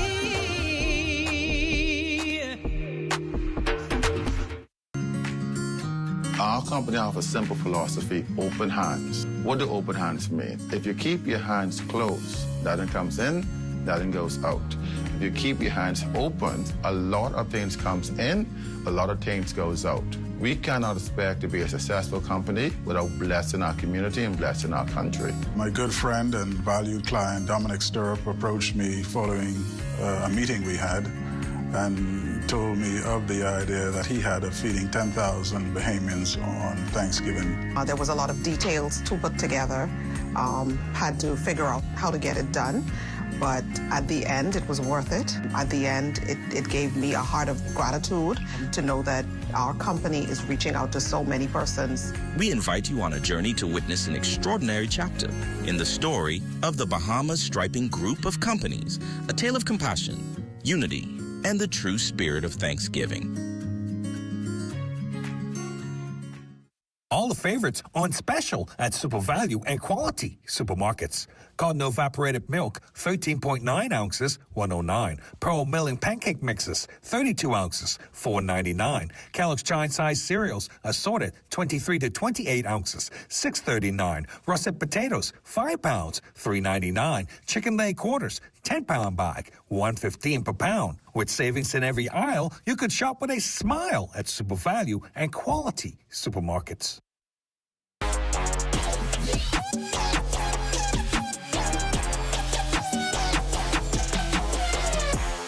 Welcome to your Wednesday evening sports check, everyone. I'm Amajal Knowles, topping sports. Derby Miss is right around the corner. The 8th edition of the Don't Blink Home Run Derby is quickly approaching, with the event set to swing into action December 14th. But of course, with a week of activities leading up to the showcase, Don't blink, of course, the brainchild of professional baseball players Lucius Fox and Todd Isaacs Jr. Today, the pair, along with other stakeholders, holding a press conference at the Balmar Resort to officially get the ball rolling and build excitement for one of the biggest events on the local sports calendar. We never wanted to make money from this.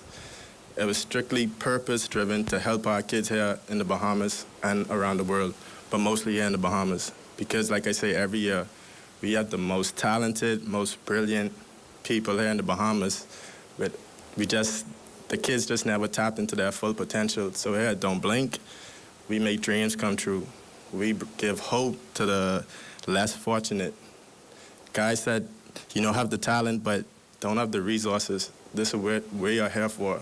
And this is just the beginning. This is our 8th year in the beginning. In 2026, we look forward to doing way more in our community for helping our young kids and giving them a different avenue to chase success and change their families' lives, to create generational wealth for themselves and their families. And this year's Derby will feature a special new addition to the lineup that fans certainly will enjoy. We love hearing what we could do better. And we travel so much, we experience so many high-class events, world-class events. We try to steal a little bit of inspiration from everywhere. And, just through the experience, like with adding softball this year, when we experienced that softball home run derby last summer, we like, yo, we got to bring this here. We got to bring this to the Bahamas. And, it just aligned so perfectly that when we started, we said we have to do it soon. We ended up meeting Brandon Phillips and Jay Cargill doing the Queens of Paradise this summer, and it just made sense to add the girls to the home run derby this year. Again, Derby week is set to begin December 10th and run until the 14th. And speaking of softball, Game 1s of the BAISS Softball Championships taking place at Freedom Farm yesterday afternoon. You would see the St. Augustine's College Big Red Machine and the Queens College Comets split wins in the Junior and Senior Girls Series. The Big Red Machine landed the first blow in the Junior Girls Best of 3 championships as they steamrolled QC 11-1 in 3 innings by way of the Mercy Rule. They now lead that series 1-0 and have a chance to close it out on Thursday. Meanwhile, the Comets, who are the defending champions, capitalized on an explosive first inning to prevail in the Senior Girls Series 22-12. We listened to our coaches and we hit the bats pretty well. So I think they did as good as they could. We stepped on the field with not much confidence on offense. And we're going to work on that on Thursday. We're going to come back bigger, stronger, to play to the best of our ability and try to come back and win and secure a championship. And that's been a look at your sports on this Wednesday. I'm Amajal Knowles, signing out until tomorrow.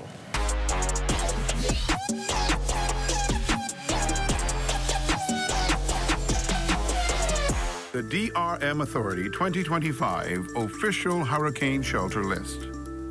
Abaco Central District, Central Abaco Primary School, Marsh Harbor, Friendship Tabernacle, Dundas Town, Guanakee Primary School, Guanakee, Manawar Primary School, Manawar, Hope Town Primary School, Hope Town.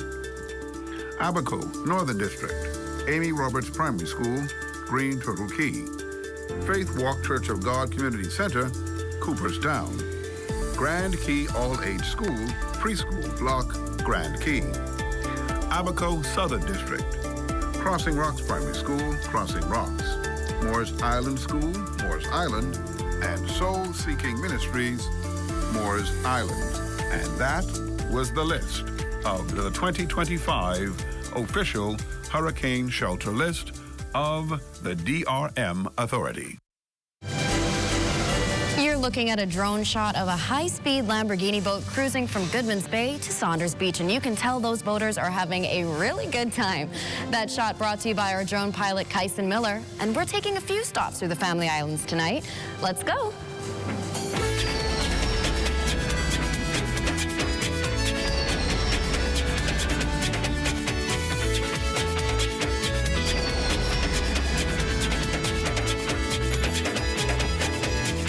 That's what you call whipping a new Lambo. Now, officials at the Ministry of Tourism, Investments and Aviation are touting the month of October as another productive month with active airport developments advancing across our nation, including Bimini, Long Island, Cat Island, Exuma, and the Keys, Eleuthera, Abaco, and Meguana. Aviation officials confirmed that over the next several weeks, active work will be ramped up in Grand Bahama, Andros, Crooked Island, Rum Key, and Marsh Harbor. This is in addition to completed works in Great Harbor Key, Ragged Island, and New Providence. And in their words, the renaissance continues. Marlena? Thanks, Royston. Well, if you're itching to travel but you don't have any tickets booked, you can always live vicariously through this Bahamian digital nomad. Our Matea Stewart has the story in Let's Talk Socials. Hi, it's Matea Stewart, your host for Let's Talk Socials.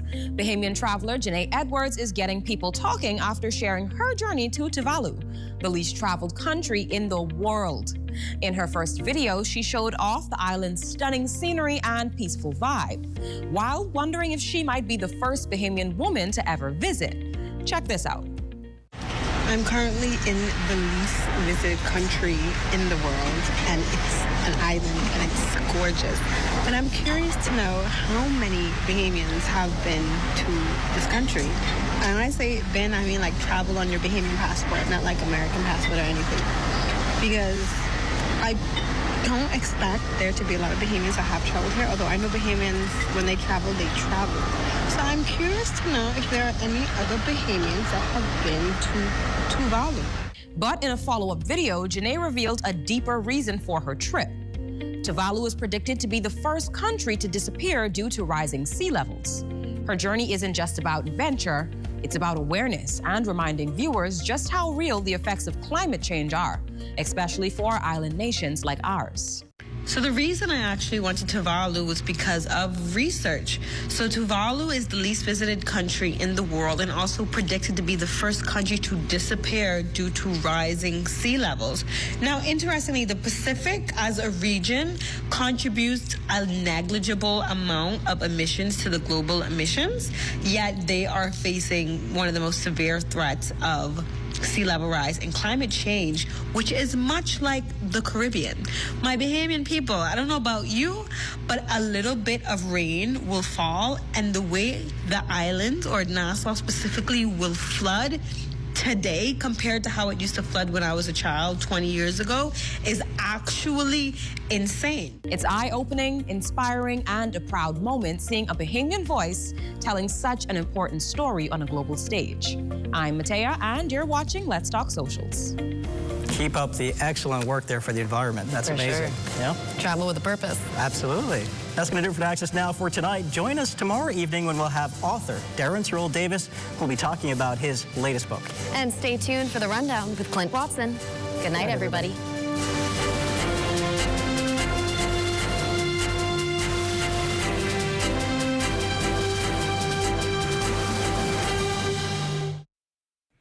This public service announcement has been brought to you by the Bahamas National Trust in conjunction with the Broadcasting Corporation of the Bahamas. For 60 years, we have been here, the voice of the environment. Here, speaking up and for your national parks, all across the islands of this nation. The places God visits for vacation, spanning over 2.5 million acres of land and sea. How delighted then he must be to see a sea of pink, as flamingos mingle and haven like jingles play where queen counts still sleep. And if you listen, you can hear it. The words of gossiping parrots awaiting the diction of the day. All 365 of them, that's every day and every year, 15,000 children share in the beauty of this playground. Our name is yours. And we have been yours for years unnoticed. Don't forget us. Support us. Your national parks. The defenders of your environment. Join us. Remember, our cause is yours. The first land and sea park in the world is yours. Heritage. Here it is. When was the last time you gasped at our scenery, gotten lost in the depth of our reefs, or even awed at the green of the leaves of our trees? Don't hesitate to donate and volunteer. Don't hesitate to care. We are here for you. The Bahamas National Trust, BNT. 3 letters that spell out simply, perfectly, and undoubtedly that we are yours. Turn away from hate. Turn away from violence. Jesus is the light of the world. Do you dare to believe, Mary? Jesus has risen. We will work with each other. We will work side by side. We will work with each other. We will work side by side. And we'll guard each other's dignity and save each other's pride. Peace be with you.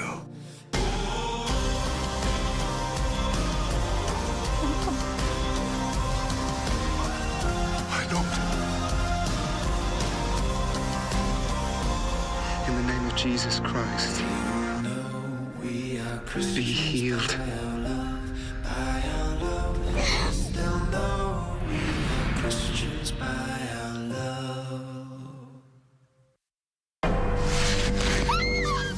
What can this mean? The killer is trying to cover their tracks.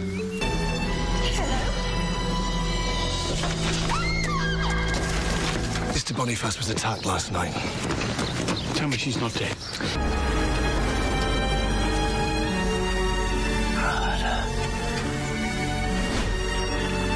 You'll need my assistance. Why is that? In case of clues of a biblical nature. A false witness shall not be unpunished. I'll get you for this, Judith Bunyan. There's a body. With him dead and me with the money. You'd be the main suspect. I think we can rule out natural causes. Sir, do you recognize this? Where the blazes did you find that? The police have enough evidence to convict you twice over. But why, when he was thrown out of the window, are the 3 tools of death? Rope, knife, no.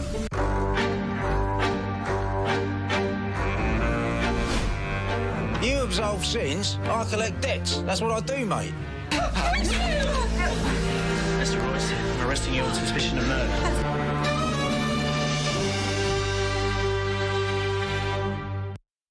The DRM Authority 2025 Official Hurricane Shelter List. Eleuthera, Northern District and Harbor Island. Charles Wesley Methodist Church, Lower Bogue. Mission Church of God, Upper Bogue. The Current Community Center, The Current.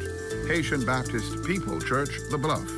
Zion Methodist Church, Current Island. New Jerusalem Church, Blackwood. Sir George Roberts Public Library, Harbor Island. Lighthouse Church of God, Harbor Island. New Alliance Church of God, Harbor Island. Eleuthera Southern District. Church of God of Prophecy, Topham Bay.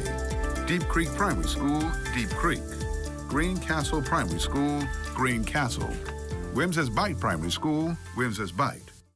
With our adoption by the Broadcasting Corporation of the Bahamas. We figured that we could use the First Bahamas branch of Toastmasters Club 1600, an all-male club that specializes and focuses on developing young men for leadership through communication. This program has grown and has impacted our school in such a positive way that I don't think we'll ever have them leave us. Too often, instead of us looking within, we look outside for someone to blame. Go take a look in the mirror. Instead of trying to identify what the problems are, let's try and figure out how we become a part of the solution. We are teaching these children how to dream beyond their community. Crime-free looks like me. Do your part. Join the movement to a safer Bahamas. What does disability look like? In a busy airport terminal, at the check-in counter, at security checkpoints, or even in baggage claim? Passengers with hidden disabilities often go unnoticed. Globally, 1 in 7 persons have some form of a disability. 80% of those disabilities are non-visible. In an airport environment, workers are often unaware of hidden physical, mental, or neurological disabilities that some passengers live with. This can lead to frustration and a less than ideal travel experience. So, how do we make the invisible more visible? At LPIA, we've implemented the Sunflower Lanyard program. The lanyards are visual cues for airport workers to immediately identify passengers who might need additional assistance. NAD is teaming up with the National Commission for Persons with Disabilities and key stakeholders at LPIA to launch the internationally recognized initiative. We're joining more than 180 airports and 26 countries already in the program. NAD is the first organization in the Bahamas to recognize the Sunflower Initiative. It's a way to show our continued commitment to making LPIA a safe, welcoming, and inclusive airport for all. Passengers needing to secure a free Sunflower lanyard can email sunflower@nas.bs or call 1242-397-8600. For more information, visit www.nassauLPIA.com.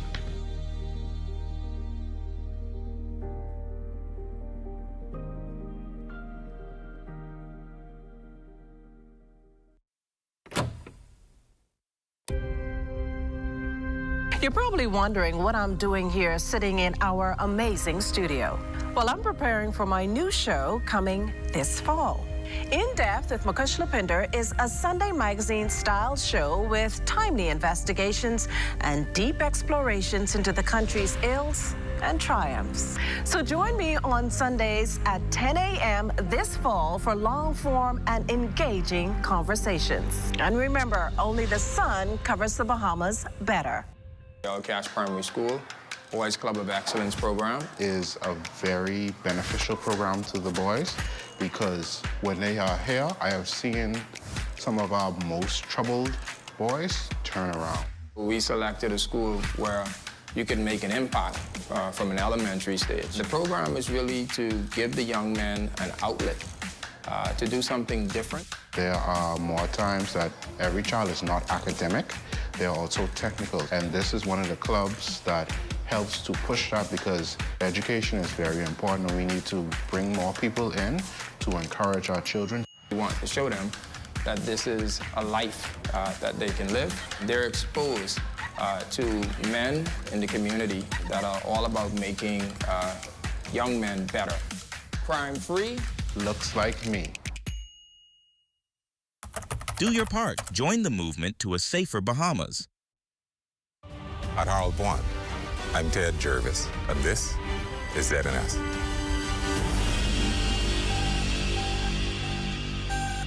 The Rundown is brought to you by Commonwealth Brewery Limited.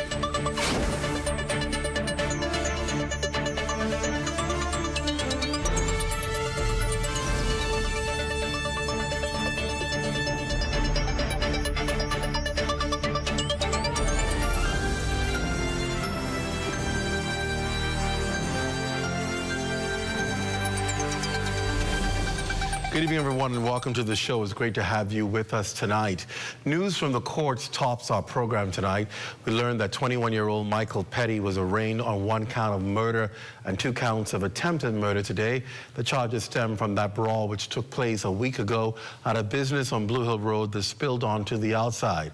The ordeal was captured on video between the suspect and the victim, who was later identified as a Department of Corrections officer, and Shantio Cleavorn Johnson. Now, Petty was denied bail and remanded to the Bahamas Department of Corrections. Well, over at the Bahamas Department of Corrections, emotions ran high today as colleagues mourned the passing of their colleague who was killed a week ago in that violent attack. BDOC's Commissioner Don Clare admitted to the media that caring for the 21-year-old man accused for killing their fallen comrade may be a difficult task for officers involved. However, despite the emotional toll on officers, the Corrections Commissioner is adamant that professionalism must prevail. It's our mandate to take the worst of the worst. It is our mandate to make the worst of the worst the best of the best upon their release. You know, it would be a difficult task, but we have to exercise restraint, and we have to carry the mandates of the courts. The courts place persons here in our care for us to protect them and to bring them back to court for justice. So in this case, you know, we will have to do pretty much the same thing. You know, we will do our best, although, you know, it will be difficult for staff, but we have very, very good staff here, and they will do their job. All right, so let's just pause there a second. I'll be afraid if I was a gentleman. You're human, and I don't care how professional you are, when you have to now provide, what is it? You can't say care, but provide, what is it? You're housing the person accused of killing your colleague. That's going to take a lot of Jesus. I'll tell you that for sure. But like he said, they're professional, and they will be required to execute a high degree of professionalism. All I can say is they better have cameras in that cell. But it is what it is. You saw the emotions on the faces of those Department of Correction officers. Clearly, they were very close, or they were very fond of their fallen comrade, and emotions were high because obviously he's no longer there with them. We've heard, based on what we've seen on the videos, and you've heard the accounts of persons there of this senseless killing, and now it is a strange thing. The person is now arraigned in court on murder, and where is he housed? Well, Department of Corrections, until he appears back in court. Some may argue maybe they should have let him stay at a local police jail cell, maybe Central Police Station, even though we know these cells are only for temporary housing. Maybe for right now, that may be perhaps have been the best decision to put him in a police station, because to take you up right after that court case to the Department of Corrections, and you know, you have to go through the process. Anybody who understands the Department of Corrections, if you haven't seen it, go on YouTube and watch my documentary on the prison. It'll tell you the process that they go through for new intakes. And when you hear the process, you wonder in the 21st century, well, boy, must you go that route, you know, with having to be strip searched and change the clothing, and, you know, you have to do, it may sound a bit graphic, but you have to do the squatting to make sure that you're not carrying any contraband or any kind of object that could be used in attacks, whatever. You have to do all of that. It's a process.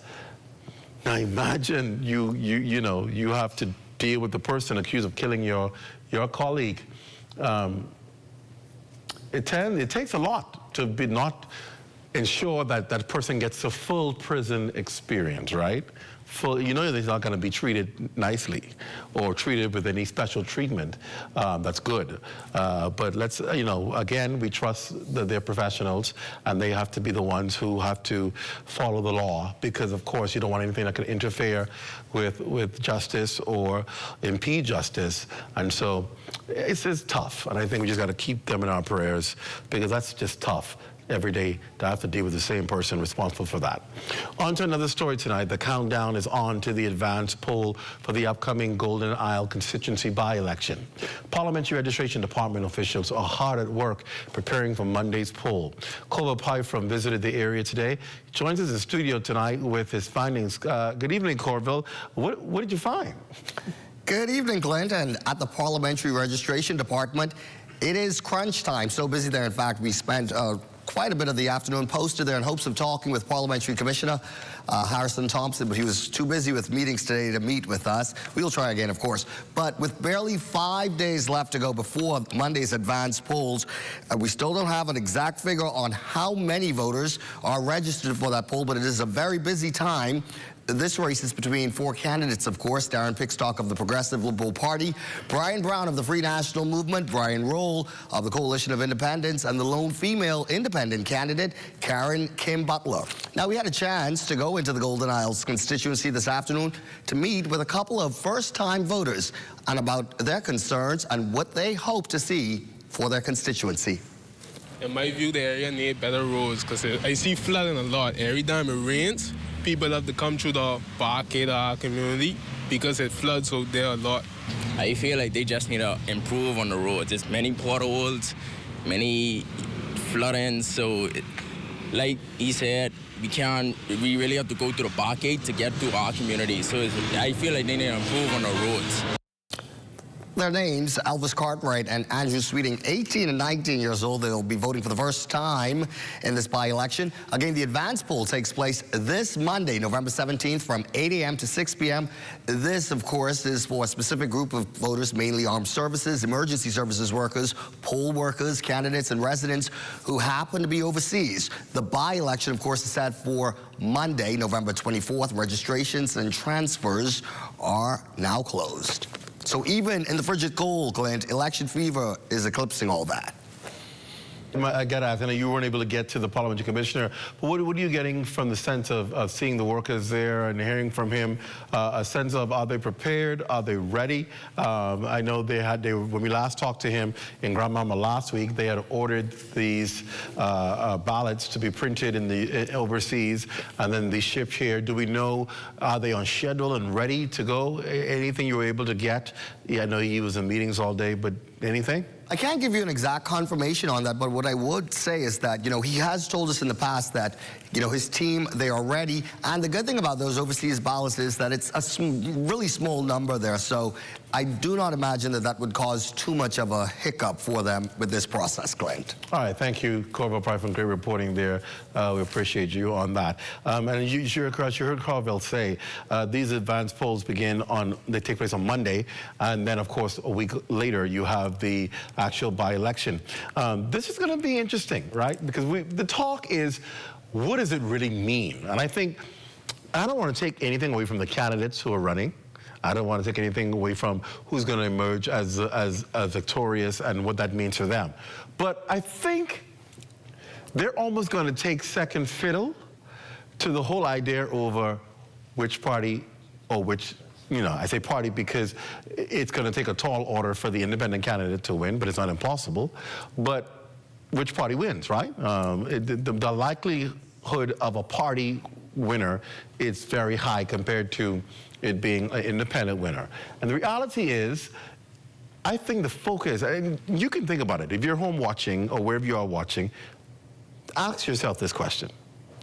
Is the focus going to be on who emerges as the new MP? More is it going to be which party wins? Because to me, it seems like the focus is going to be more on which party wins is going to be what people are going to wait and see to tell what the temperature of the outcome of the general elections is going to be. Do you get that feeling that people are more concerned about which party is going to win this by-election more than they are concerned about which candidate is going to be the next member of parliament? Because I think at this point people figure, well, general elections are going to be months away at most. So what really could the winner accomplish in that constituency? Because you're almost going to win on that Monday. And then that Tuesday, you're going to be getting ready to go back on the ground and campaign for the general election. So really, it's not like you're going to be able to say whoever wins Monday, guess what? You don't have to run in the general election. No. You're going to have to turn right around again and run in the general election. So you're going to go right back on the ground and campaign all over again. So I don't think it's about who we believe is going to emerge as the new MP and what are they going to do and the contribution they're going to make in the House of Assembly in the short time left. No, I think the focus is going to be which party wins, because that's going to give people a bird's eye view perhaps into who is going to emerge victorious in the next general elections. So let's look at our options, right? You have the PLP, the FNM, and the COI. If the COI were to emerge victorious, it would be huge, right? Because it would then tell the electorate COI is going to make a major impact in the upcoming general elections. They are a force to reckon with, and you have to listen to them. Oh my goodness, COI just won a seat. What does that mean? Are they on their way to winning more seats in the general election? That's what the outcome is going to be. If the COI loses, it'll be, okay, see, we told you all that noise, and people still ain't voting for COI, they ain't nothing to worry about. That's what's going to happen. So that's what will happen if they win, and that's what's going to happen if they lose. F&M, same thing. The F&M wins, it's going to be, okay, maybe the country's on its way to changing government again. The F&M won this seat.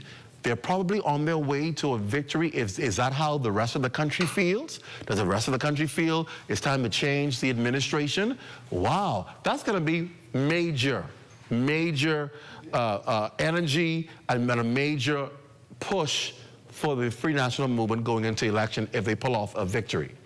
On the other hand, if they lose, it's going to spark serious concern. And while we heard in the media that the leader of the F&M, Michael Pindard, says it's not a judgment about his leadership, win or lose, he's still going to be okay. He said that. He's still going to be fine. And he believes that, right? And the reality is, doesn't mean it's true. If he were to lose again, another by-election, is that going to cause the F&M to say, let's have a quick meeting in this caucus? We have to do something right now. There's another loss? What does this mean? Are we on our way to a loss in the general election? Do we need to change course? Do we need to change leadership? Do we need to change something? Those questions are going to come out.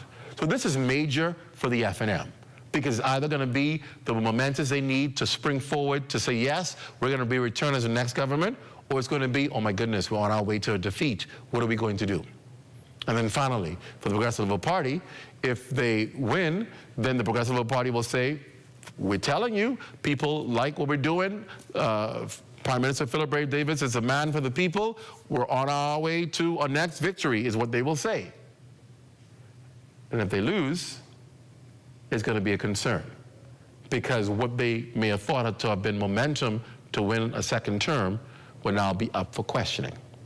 So there is a lot at stake for the major political parties. And I believe that this by-election is going to be more than just about the candidate. These candidates are just the conduits to what it has a bigger message for the parties. And so that's why I think the whole eyes of the nation are going to be on this by-election, and why it's so important. It is going to be the thing that gives you an indication, perhaps, of where the country is going.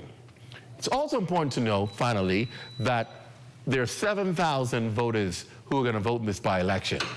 We know for a fact that will not be the same constituency in the general election. We already know that there are boundary cuts that are expected to take place. We also know that there's supposed to be the introduction of a new seat because of the large Golden Isles constituency and the neighboring constituency, Killarney, which both have about 7,000 each. So we know that there's going to be 3 constituencies, perhaps out of those 2 constituencies.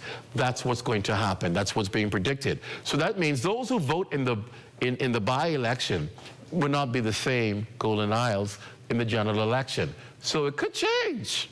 The outcome may change. Whoever wins today, next week, a week after next, may not be the same person returning after the general election, because it'll be a whole different constituency with less voters and maybe a different demographic of voters. So it's going to be some interesting dynamics there. And of course, we'll be here to cover it all and to let you know exactly play by play what happens. Well, stay tuned. When we come back tonight, we'll hear the story of a fraud victim. Listen to this. Who wants to prevent others from enduring a similar experience. Wait until you hear what happened to her right here in the Bahamas.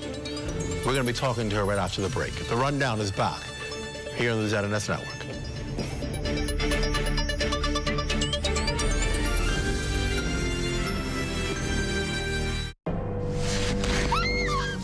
What can this mean? The killer is trying to cover their tracks.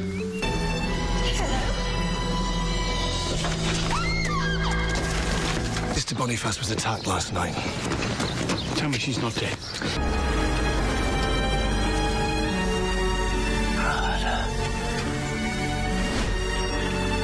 You'll need my assistance. Why is that? In case of clues of a biblical nature, a false witness shall not be unpunished. I'll get you for this, Judith Bunyan. There's a body. With him dead and me with the money, you'd be the main suspect. I think we can rule out natural causes. Sir, do you recognize this?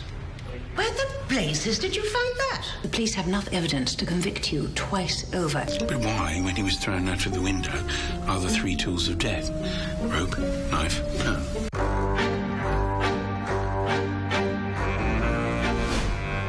You absolve sins, I collect debts. That's what I do, mate. Mr. Royce, I'm arresting you on suspicion of murder.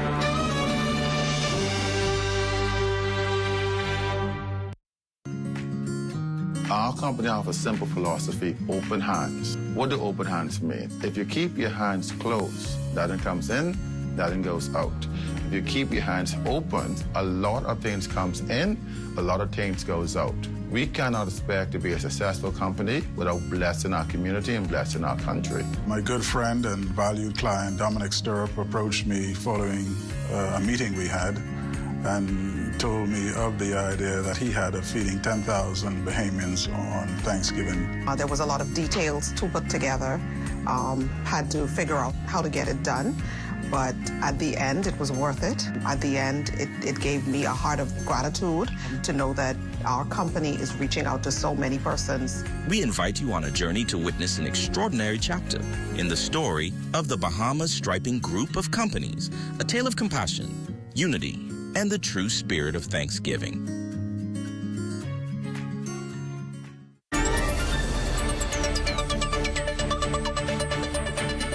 Welcome back to the Rundown. A special good night to all of you who are watching in the Lions Den. I see you're online. Those of you who are watching on your various platforms, YouTube, Flow TV, cable TV around the country. Those of you in Turks and Caicos, good night. Those of you watching in the region, good night. And then, of course, we know those of you, our international audience watching on YouTube. It is always a pleasure to have you joining us on the Rundown. Welcome. Now to a story that's plaguing many Bahamians, identity fraud.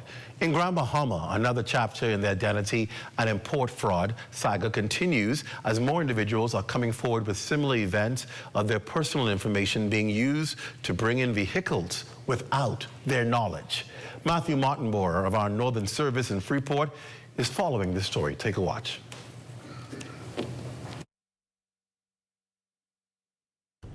Imagine in the midst of your usual day-to-day, you receive a phone call from the Customs Department asking for your signature for an imported vehicle that you do not have any knowledge of purchasing.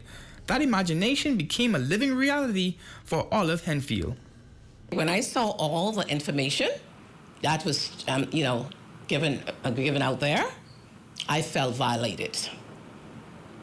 So that's why I'm here to put a stop to it at large, publicly. Adding more to the issue, all of her personal documentation, from her driver's license to her voters and National Insurance Board cards, were already on file in connection to the import, leaving her speechless as to how this was possible. I really can't say because I just have anyone that has access to my private documents or anything like that. I live in my home by myself, okay, and all my documents are stashed away. One of the more prevalent pieces of evidence is the Customs Department tax exemption forms with her name and signature. However, Henfield assures she has never even applied for the forms or even inquired about a car, as she already has one. Because I knew deep down that I didn't order a car. I did not. My car, yes, it's not in running condition at this time. But I did not order a car. I didn't purchase a car. Now, as it stands, Henfield says she is scared as she doesn't know how far her personal information can be escalated to, and she urges the public to ensure due diligence and protection of their personal information. For the Bahamas Tonight, the Northern Edition, I'm Matthew Martinborough. Thank you, Matthew. Well, this is definitely a troubling story that can make any individual perplexed and even angry. Grand Bahama resident Olive Henfield joins us live tonight from our Northern Service station in Freeport to share more about this devastating story. Ms. Henfield, welcome to the Rundown. Thank you for joining us tonight. I want to begin, first of all, in asking, when did you initially discover that your name was being used fraudulently? When did you discover this? I discovered it on Monday morning when I had a call from Customs. Someone from Customs called me and told me that I need to come down to signed off on the document that a car was brought in and my name and my signature was on this document. So I'm like, what am I coming down there to sign off on? I didn't, I didn't purchase a car. So the person says, just come down and sign off on it, because if you don't come down and sign off on it, I will lose my job. I said, lose your job, So I'm like, no, this is a police matter. I didn't give anyone any authority to use my documents to purchase any car. So I went to the police station and I reported it. And from the police station, I came to ZNS and I made my complaint because when I saw all the documents and all the documents with all my initials and all that, and it was very, very frightening. So I came to ZNS to let the public know exactly what's going on there with this fraud. And I wanted to clear my name also. And I'm glad you did that because we're finding out that this is a ring going on. You're not the first person involved in this. As a matter of fact, police are now investigating this ring. You purchased a car without even purchasing a car. And does that concern you? Does it even frighten you that that's happening right in your local community? Very much frightened, Mr. Watson, because, I'm wondering where they got these information from. That was my first initial thought. Where they got these information from? I mean, they had my driver's license, my signatures on it, both driver's license from 2017 up until 2025. And then they have my voter's card, and that even raised more eyebrows for me. And I'm a very private person. When it comes to my documents, I stash my stuff in private places. So I was wondering, how could this be? So my head just went into a tailspin. And I said, this has to go out there. This has to stop. Whoever is doing it, I'm going to shut it down. If it takes me to shut it down, I will do it. Because it has to do with my reputation. Let me ask you, because obviously there would be a broker involved who would have allegedly facilitated the sale. Has that broker been contacted as to how they would have received these documents, especially the government-issued IDs, and then, of course, the customs form, which is something that has to be applied for and then received? How would they have gotten these documents? Are they even questioning the broker? Well, the broker, I wouldn't know, Mr. Watson, because once I went to Customs and they wanted me to sign off, and I said, no, I'm not signing off on anything because I didn't purchase a car. So what am I signing off on? So I just demanded the documents, which they didn't thought I would have demanded them. They just thought I would have came down there and just signed off on them. Like I have no sense. Mm-hmm. So I came to ZNS, and it was very frightening because when I saw all these information on me, it was really frightening, and I felt violated, very much violated. What are you hoping will happen as a result of this? As you would have, and I was about to ask you, how do you feel? But you just described it as being violated. What are you hoping will happen? Particularly not just to you, but the other victims that are allegedly out there as well. Well, I would hope that they would thoroughly investigate this matter and to see where they're getting all these information from on these people, including myself.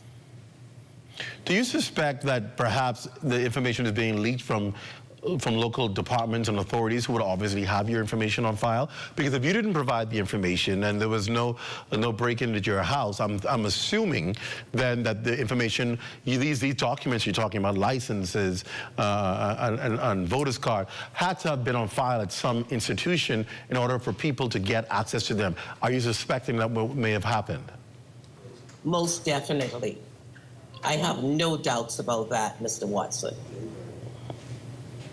What final word do you want to share with people regarding this, especially now that there's a possibility in your mind that this could have been leaked, data leakage from government institutions, which is a very serious breach, and that should be obviously looked into. If somebody is sharing or selling information to people, what are you hoping will happen? What I'm hoping to happen is that they investigate this thoroughly and to see where this is coming from and who is giving out all these informations out there and persons, you know, and put a stop to it, period. Have you taken any additional measures now that you feel your data has been breached, your personal information has been breached? Have you taken any other steps in any other way? No, I haven't taken any steps so far. The only step I took was that I did contacted the head of customs, of course. All right. We're hoping for the best in this outcome. I no doubt this is a story we will be investigating as well to find out what the outcome of this is tonight. I want to thank you for coming and sharing your story with us. And just to say for the record that we have contacted police authorities who are now looking into not only this matter, but other reports that this could be a ring going on. We have contacted them, and so of course, we'll be following up to see what they discover. Thank you so much for talking with us tonight. It's my pleasure, sir. All right. Well, up next, did you know that the sickle cell disease is becoming an emerging crisis, not in the Bahamas, but the Caribbean? Well, we'll discuss it with a dynamic young lady who is a sickle cell patient and advocate. And of course, the rundown continues right after this. Stay close.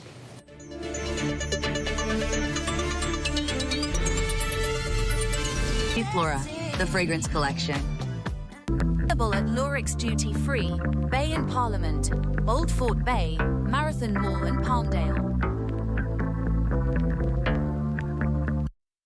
After 30 years of banking, I've decided to take a leap of faith. I moved from banking into an untapped industry, which is manufacturing in the Bahamas. And now we are standing on 3 acres of land on which we're going to be putting the Bahamas' first end-to-end plastic recycling company, Eden Recycling and Manufacturing Company Limited.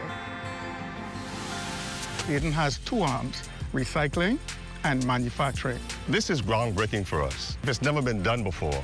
It really makes a difference, not only in the Bahamas, but even around the world. This is not just a project that we're doing so that we can make a couple of dollars. We want to make sure that it benefits those who come after us.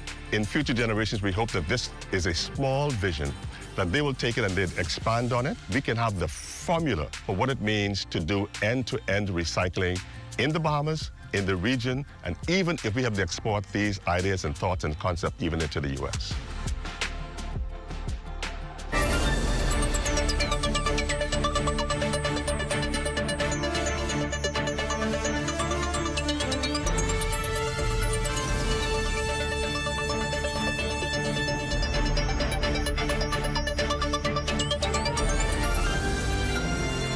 Welcome back. According to online health statistics, sickle cell disease is a major public health concern in the Caribbean, with Jamaica having the highest incident rate at approximately 1 in every 153 births.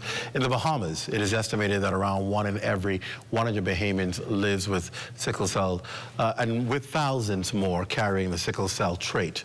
This weekend, sickle cell advocates will hold Sickle Cell Talk, where they stage a comprehensive discussion on how the sickle cell disease is becoming an emerging crisis in the Caribbean. One of the presenters is a founder of Sickle Cell Talk, public health consultant and sickle cell patient. I keep getting this name mixed up. Decrizia Bartlett and her mom, who is the event's moderator, Kayla Smith.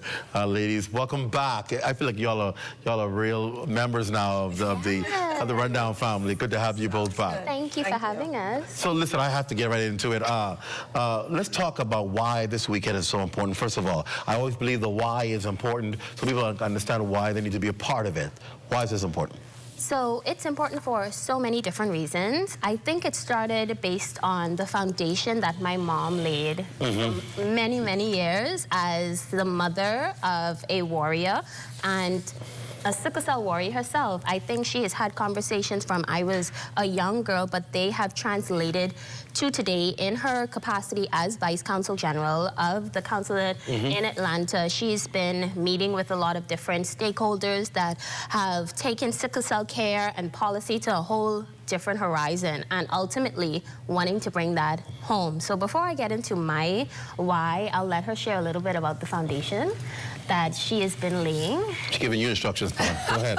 Go ahead, Mom. Well, it's been very important for me in my capacity as Vice Consul to see how I can collaborate with entities in Atlanta that we can connect the Sickle Talk and the Bahamas Sickle Cell Association. So persons in the Bahamas who have the disease have a fighting chance for better health, support, education, and the collaborations have been going very well. The last time we were on your show, I was here.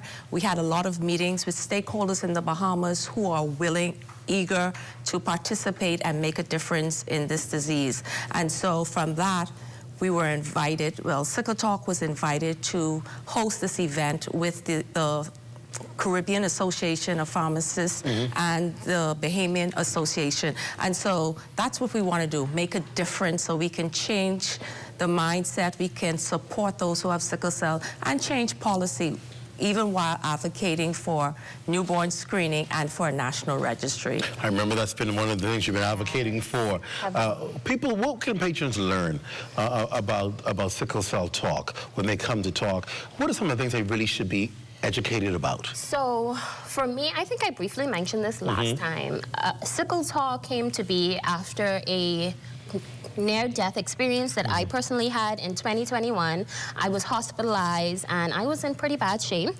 There was a need for blood, and you know, in true Bahamian society, there were flyers that went out, and after I came through that storm, a lot of people were like, I didn't even know you had sickle cell. And I was like, what you mean you didn't know I have sickle cell? It was never a secret. It was never something that I didn't talk about. You asked me, I'm gonna tell you. However, I wasn't using my voice. I wasn't vocalizing that I have this disease. I wasn't advocating for myself publicly.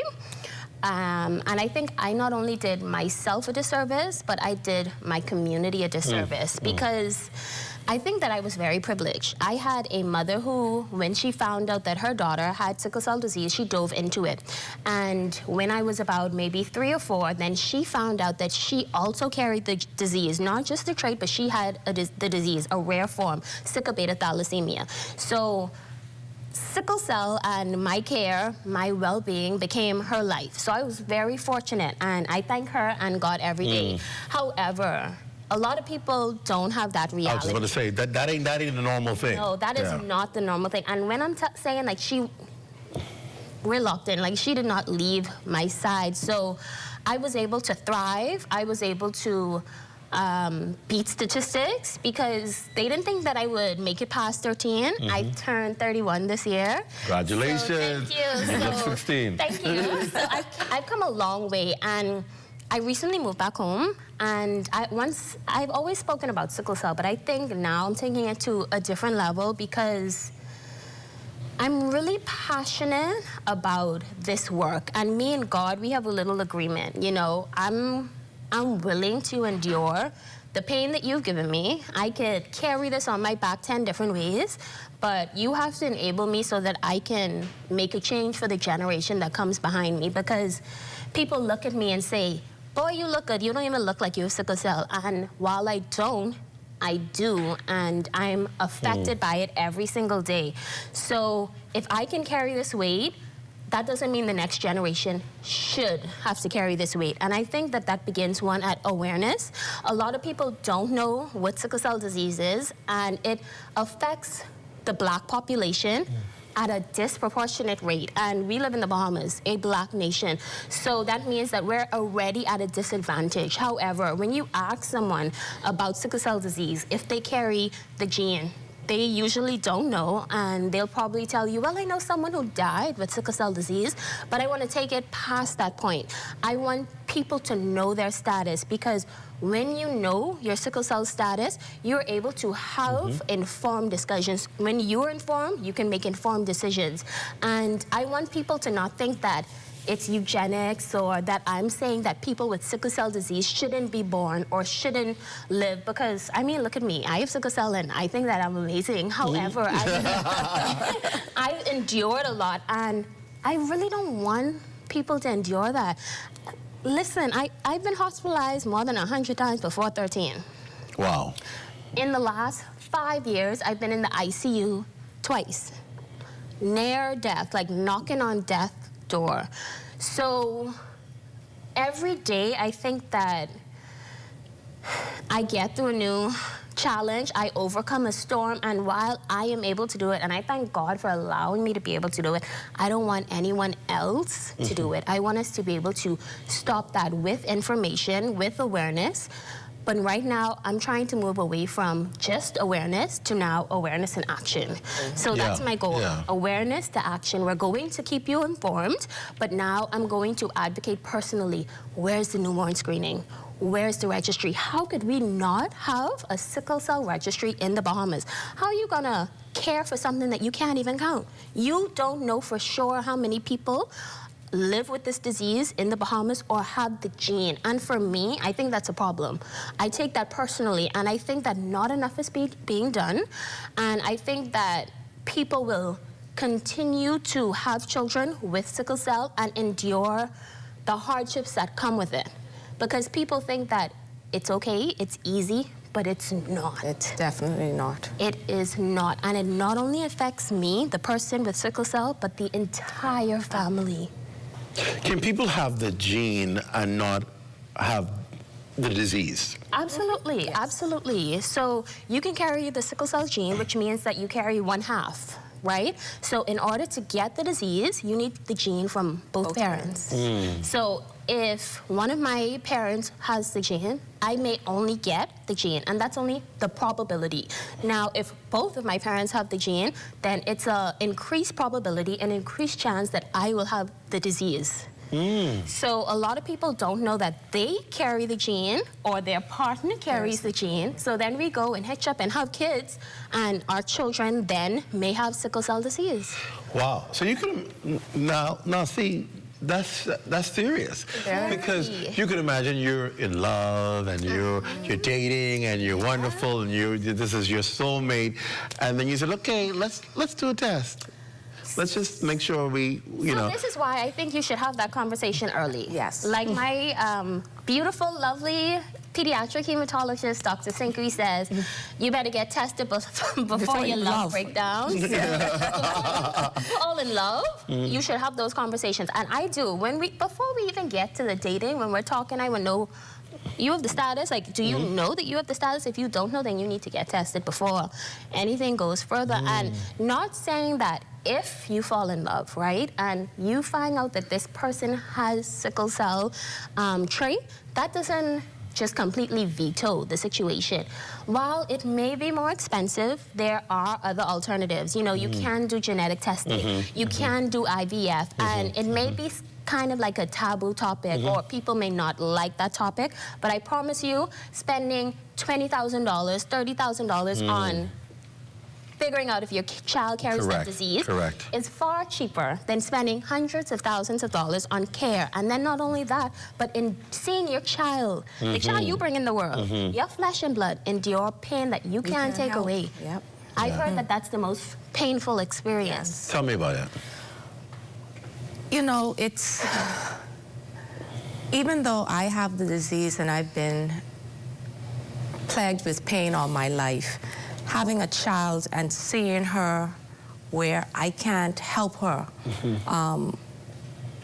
it's really hard. And then being an advocate for her, because people don't feel what she's feeling. And so when she's in the hospital and she can't communicate that for her, I have to communicate that for her. And so I have to be everything, her everything. And sometimes even the nurses and doctors don't have that empathy, right? And so we don't just want to educate the general public. We want to educate nurses and doctors as well, because they too don't know how to treat this disease in a lot of instances because they're not trained in that area. And so this disease, we need to have a broad spectrum of assistance and conversations. And so it's a quiet disease, and people are very private with it because they're living this every day of their life from birth.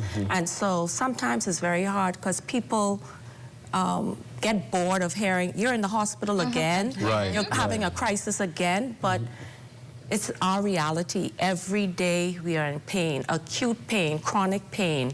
And so it's a very hard disease. And so we have it, but we want to help people prevent it or plan properly. And so their whole family understands what it means to have a family member with the disease. You know, this is what separates third world nations from developed countries, right? Because there's so much on the health spectrum that requires development.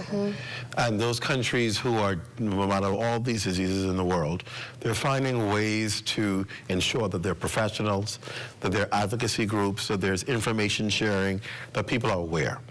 And this is what we need to do in the Bahamas, right? Yes. Gone are the days where we just have the basic illnesses and we just have basic health care. Yes. We've now got to begin to strategize how do we build and expand our health care sector to be able to inform people, to be able to give people the help they need, to provide advocacy groups, to provide information, to provide treatment, to provide trained professionals on almost every type of major issue that's impacting our people. Yes. Absolutely. And I understand why the fight is so great for you for sickle cell, because if our population is impacted, there ought to be more available to them for assistance and help. So what you're doing is more than just bringing awareness. You're trying to build a society that's going to need this information in the years to come. Yes. How supportive have officials been in rallying around you to say, listen, we need more of this? Well, in my area, they've been very, very supportive in terms of allowing me to go out and to garner the support and make the connections between Georgia and the Bahamas. Correct. You know, we've had a brief meeting today with the Prime Minister. Good. And he was very, very engaged, and he has been doing some homework on the disease himself. Good. And so he's very...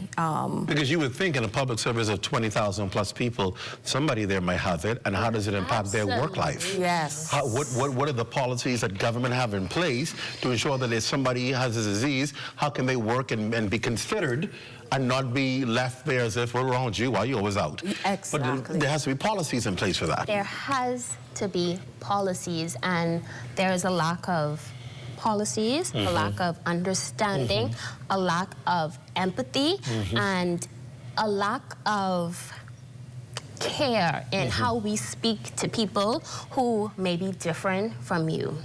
You know, today it's me with sickle cell disease. It can be other chronic illnesses, diabetes, hypertension. At the end of the day, we're all chronic illnesses, and I feel like there should be specific policies in place for us within workplaces. Just because I have sickle cell disease, that doesn't veto me from having a job. That doesn't mean that I'm not worthy or that I can, you know, contribute or thrive. That just means that I may need a little more understanding, a little more compassion, and reasonable accommodations. And I think there is a gap in employment in the Bahamas because I feel like some employers feel like they are not obligated to offer that understanding and that empathy, and it's truly disheartening because it makes me feel like there's nothing that I can offer this organization. I have no value because when you see me, you see my disease and you treat me as such.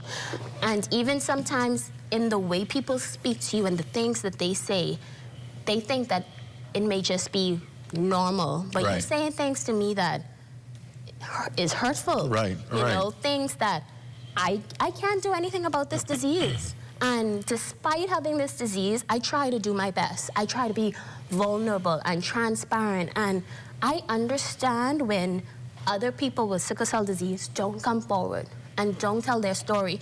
Because when we do tell our story, one, people don't believe us.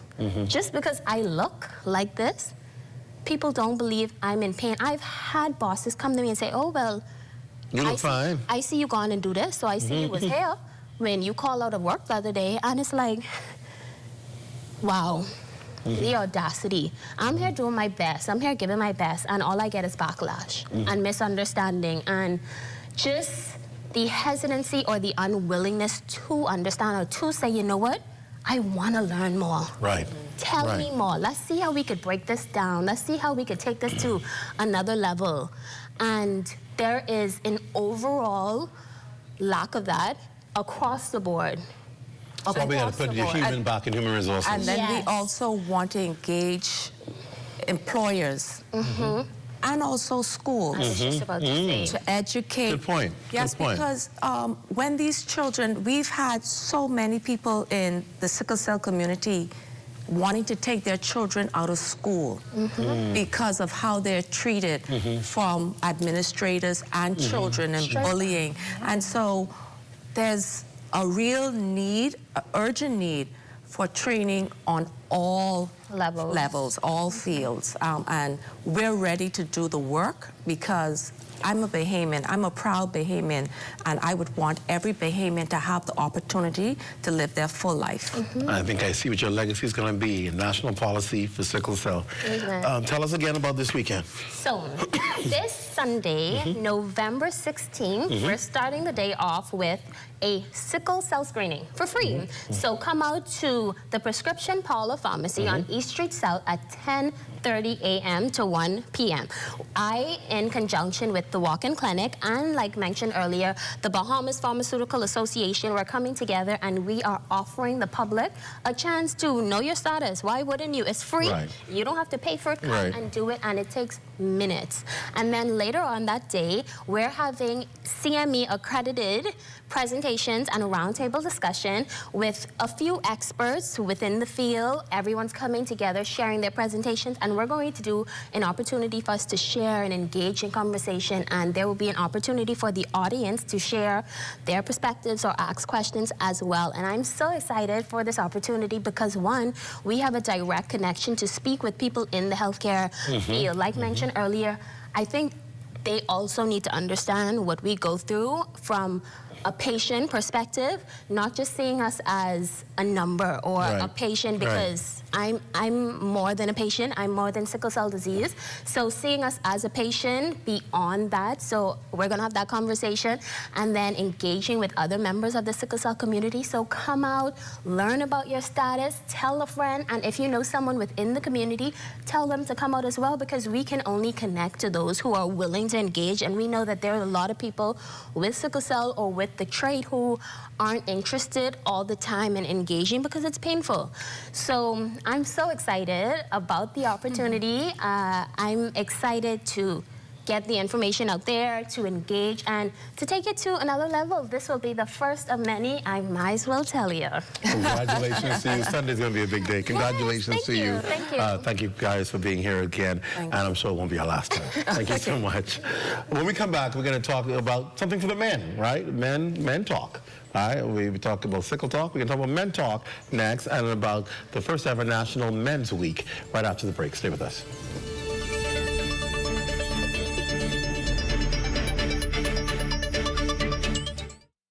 The internet isn't just for surfing. There's a sea of shoppers buying online, and you can connect with them on Tingsy. Tingsy is the SBDC's online storefront built for Bahamians. Take your business to the next level by selling to customers online, both at home and around the world. People want Bahamian things, and if you got things to sell, sell on Tingsy. Find out how you can connect with a sea of buyers by visiting tingsybahamas.com. Mailboat service is a critical service to the islands of the Bahamas. Certainly, Andrews has always been there and dear to us. That's where we're born and raised. And so we play a crucial role in advancing the growth and development of Andrews. Customers want service and they want consistency. From the start, that's been our commitment. We work to sail on time every time. Our customers have come now to expect this from us. And one of the biggest challenges we've had was finding adequate funding. SPDC from the very start has been a lifesaver. My advice to young people, if you have a vision, a passion, an idea, go for it. Don't give up. It's not easy. If it was, everybody would be doing it. Be consistent and you'll get there.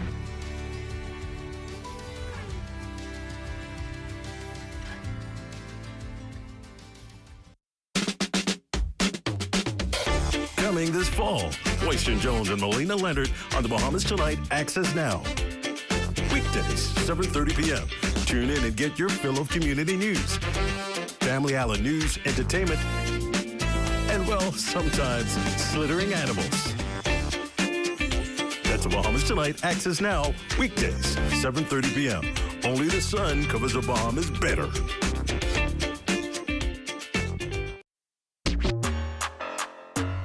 In a test of knowledge, creativity, and teamwork, 9 schools rise to the challenge.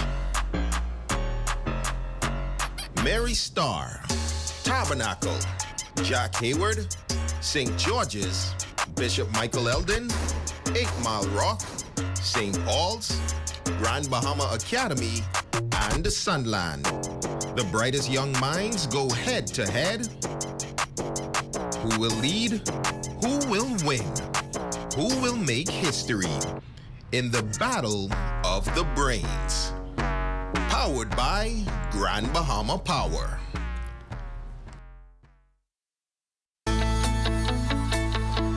Battling for Bay is a joke compared to battling colon cancer. You want to protect your quarterback? You need to protect your body. The same way we declare that we will be victorious on Bay Street, it's the same way you will declare that you will be victorious over colon cancer. Colon cancer is the 3rd most common cancer affecting Bahamians. Both men and women are affected equally. Fortunately, colon cancer can be prevented by scheduling routine visits with your doctor, by being aware of the symptoms, and by having some form of colon cancer screening when appropriate. If you're over the age of 45, talk to your doctor about having a colonoscopy today so that you can avoid a conversation about colon cancer tomorrow.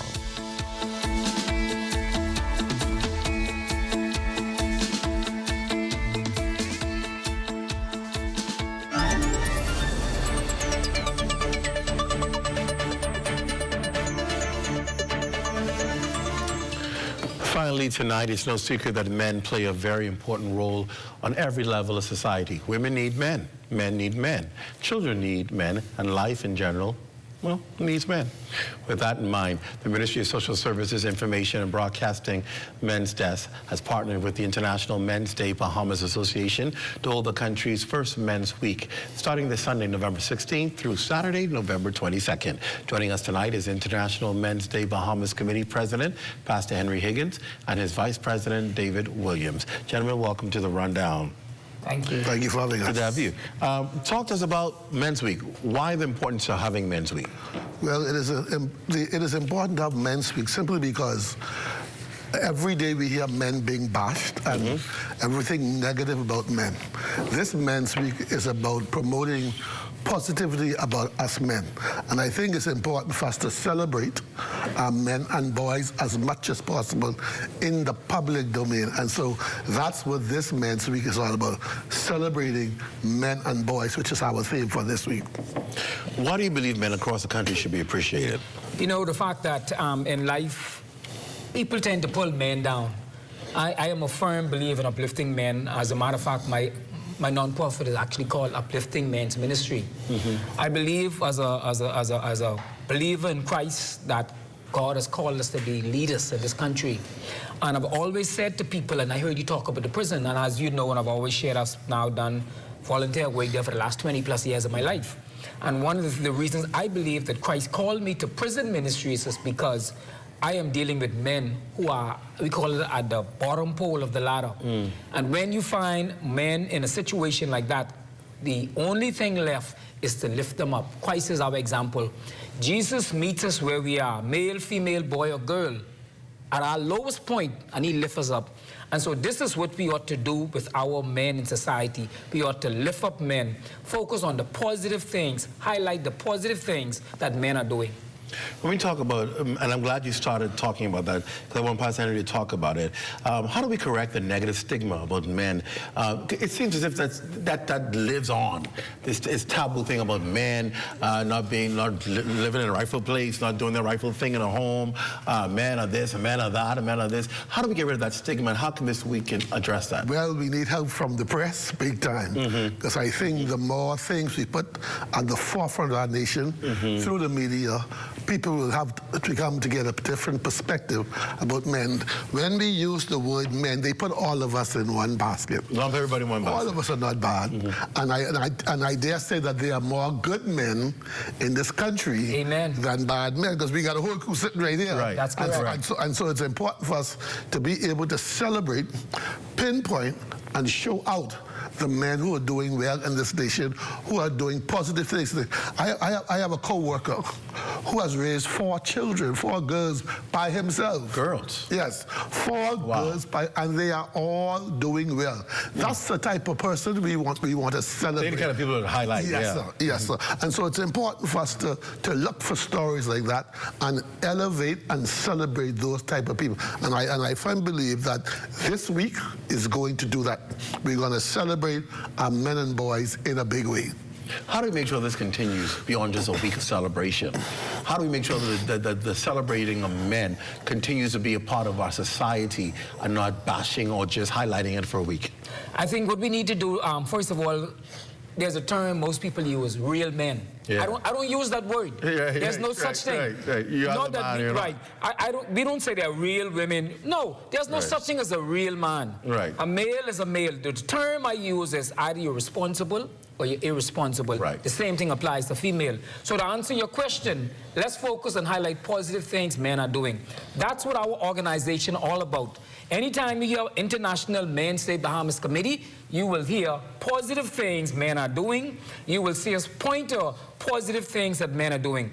There are men in every sector of society doing something positive. It's just that people tend to focus on the negative. And that's how we do it all year. We've been in existence now for a number of years, and we're highlighting and focusing on positive things that males are doing in this society. You know, we become to a place where we begin to associate negative trends and behavior with, oh, that's a real man. You know, like, he's just a man. That's how men go. Yeah. And that is, oh, you can't have one wife. You can't have one girlfriend. You got to have more than one. That's what you expect a man to do. Or you got to have sex. You can't be a virgin. That's what you do. So we're associating a lot of these things that are negative and saying, well, that's a man. What you expect him to do? You touch a lady or you're looking at a woman and she passed by. What you expect him to do? He's a man. How do you feel about that? And is there ever a way to change or reverse that? Well, we have been placed in what I call the mailbox. Right. What is expected of us. Right. And the things that are expected are not really who we are. And it is important for us to understand that through Christ, we know who we are and we know what our purpose is. So it's our mandate as men to teach and train from small, because the Bible says train up a child. So if we're teaching our young boys their purpose from their small, they'll understand as they grow. And I always tell them, we are here to dominate the earth. We have the power of dominion, and that's why we're here. So it is our mandate to train, to teach, to mentor, to strengthen, to build. When they fall down, pick them up, rebuild until we get it right. And that's what it's all about. You know, and one of the things I want to say, we need more men, right? And this is a part of our mandate, to encourage and train more men to speak up. Let me give you an example. Many years ago, sure, if I were in a setting with men, and they talk about gender-based violence seems to be a big thing today. And they talk about, boy, I'll slap her, I'll punch her, or beat her. While I myself wouldn't do it, never done it. But I also remain silent. But today, right, over the last 15, 20 years of my life, and this is what I encourage more men to do. I shared with my 18-year-old son. When you in a setting like that among your peers, and you hear that kind of conversation, speak up. Yes, speak up. Right. Because I will do it. I will say, hey, it doesn't matter who I'm with. I would say, no, gents, I don't agree with it. I don't support it. I'm not encouraging you into it. And so this is how we do it. We get more men now to speak up wherever you are, whether you're in the bar, whether you're in the club, wherever it is, you be the one, be the Daniel, I call it. Stand up and speak up and let them know, I don't support this, I don't agree with it. And the message you're sending to other men that it's okay to be different and to speak up and not support the negative activities of other men. And not just to speak up, but also our life has to be exemplary of what we speak, because we have to be positive role models. So my thing is, I like to encourage men, be the positive role model in the life of every person that you come in contact with. When the young boys or young girls can see their fathers, their uncles, their brothers being positive role models, then it helps them to walk in that vein as well too. We see the calendar. Tell us about the activities coming up next week. Yeah, so next week is going to be an exciting time for men. And so on the 16th of November, which is our first day Sunday, we are going to Providence Baptist Church, where Pastor Clinton ministers, the senior pastor, and we will be celebrating our church service there. I will be the speaker that morning. And so that process being said, we want to invite men to come out to the church service as well. And then that evening at 3 o'clock, we're going to have our men's celebration parade, which is going to move from Windsor Park and through the streets. And that parade is going to be a little different from normal. We are inviting all men, organizations, all parents to bring your child, your son, your husband, your brother, your sister, and let us celebrate them through the streets. We want you to decorate the cars, put their names on the cars if you want to, put your organization name on the car, and we do it for the women all the time in the beauty pageants. Let's do it for our men. So that's what we do. And then once we get to Market Street and Wolf Road, we're going to march from there into Windsor Park, and we've invited some of the Junkanoo groups to join us as well on that day. So we post have an exciting time to celebrate our men. And then on Wednesday, we have our award ceremony. That's going to be 7 o'clock at Mount Pleasant Green Baptist Church, where we're going to honor a number of men. Bishop Kendall Simmons, one of our great singers in the nation. Men like those we're going to honor. Apostle Leroy Butler. Men like those we're going to honor. We have a young boy. We're honoring young brother Lockhart, who is a karate expert at 11, 12 years old. And then, so we're going to honor these men that evening. And then on the Thursday evening, the Department of Gender and Family Affairs, they will be hosting a leadership seminar and awards at the Miles in honor of Dr. Miles Monroe. They will be doing that, and that will be at Bahamas Faith Ministries. And of course, on Friday, Brother Glenn, we've just started something, and that's not on the schedule, but we've created a safe space for men at Providence Baptist Church. So every Friday, we meet there, men talk. We share what is said there, is left there, it doesn't come out. And so we invite men to come out and be a part of it. And then on Saturday, we're going to close with our men's health fair, which will be on Arambilly Park. And we have different organizations from the Public Hospital Authority, the AIDS testing area, Bahamas Crisis Center.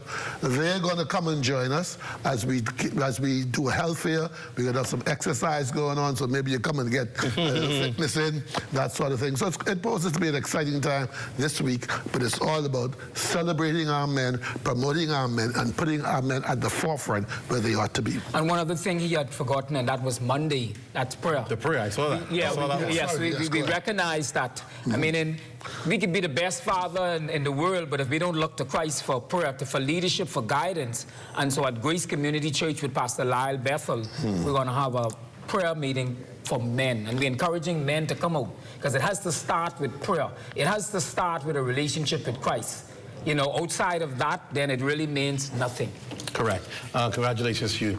I think this is a great opportunity to celebrate men in our country. Yes. We salute both of you for being on the show tonight. Thank you. Thank you for having us. That does it for the rundown. Be sure to stay locked to the ZNS network for the radio. For the Bahamas tonight at 11, it's the final newscast in the country with the latest news and information with Corval Piper. He's right over there getting ready.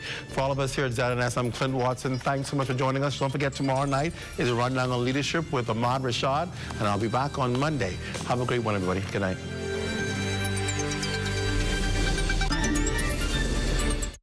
At Fort Montague, I'm Opal Roach. This is ZNS.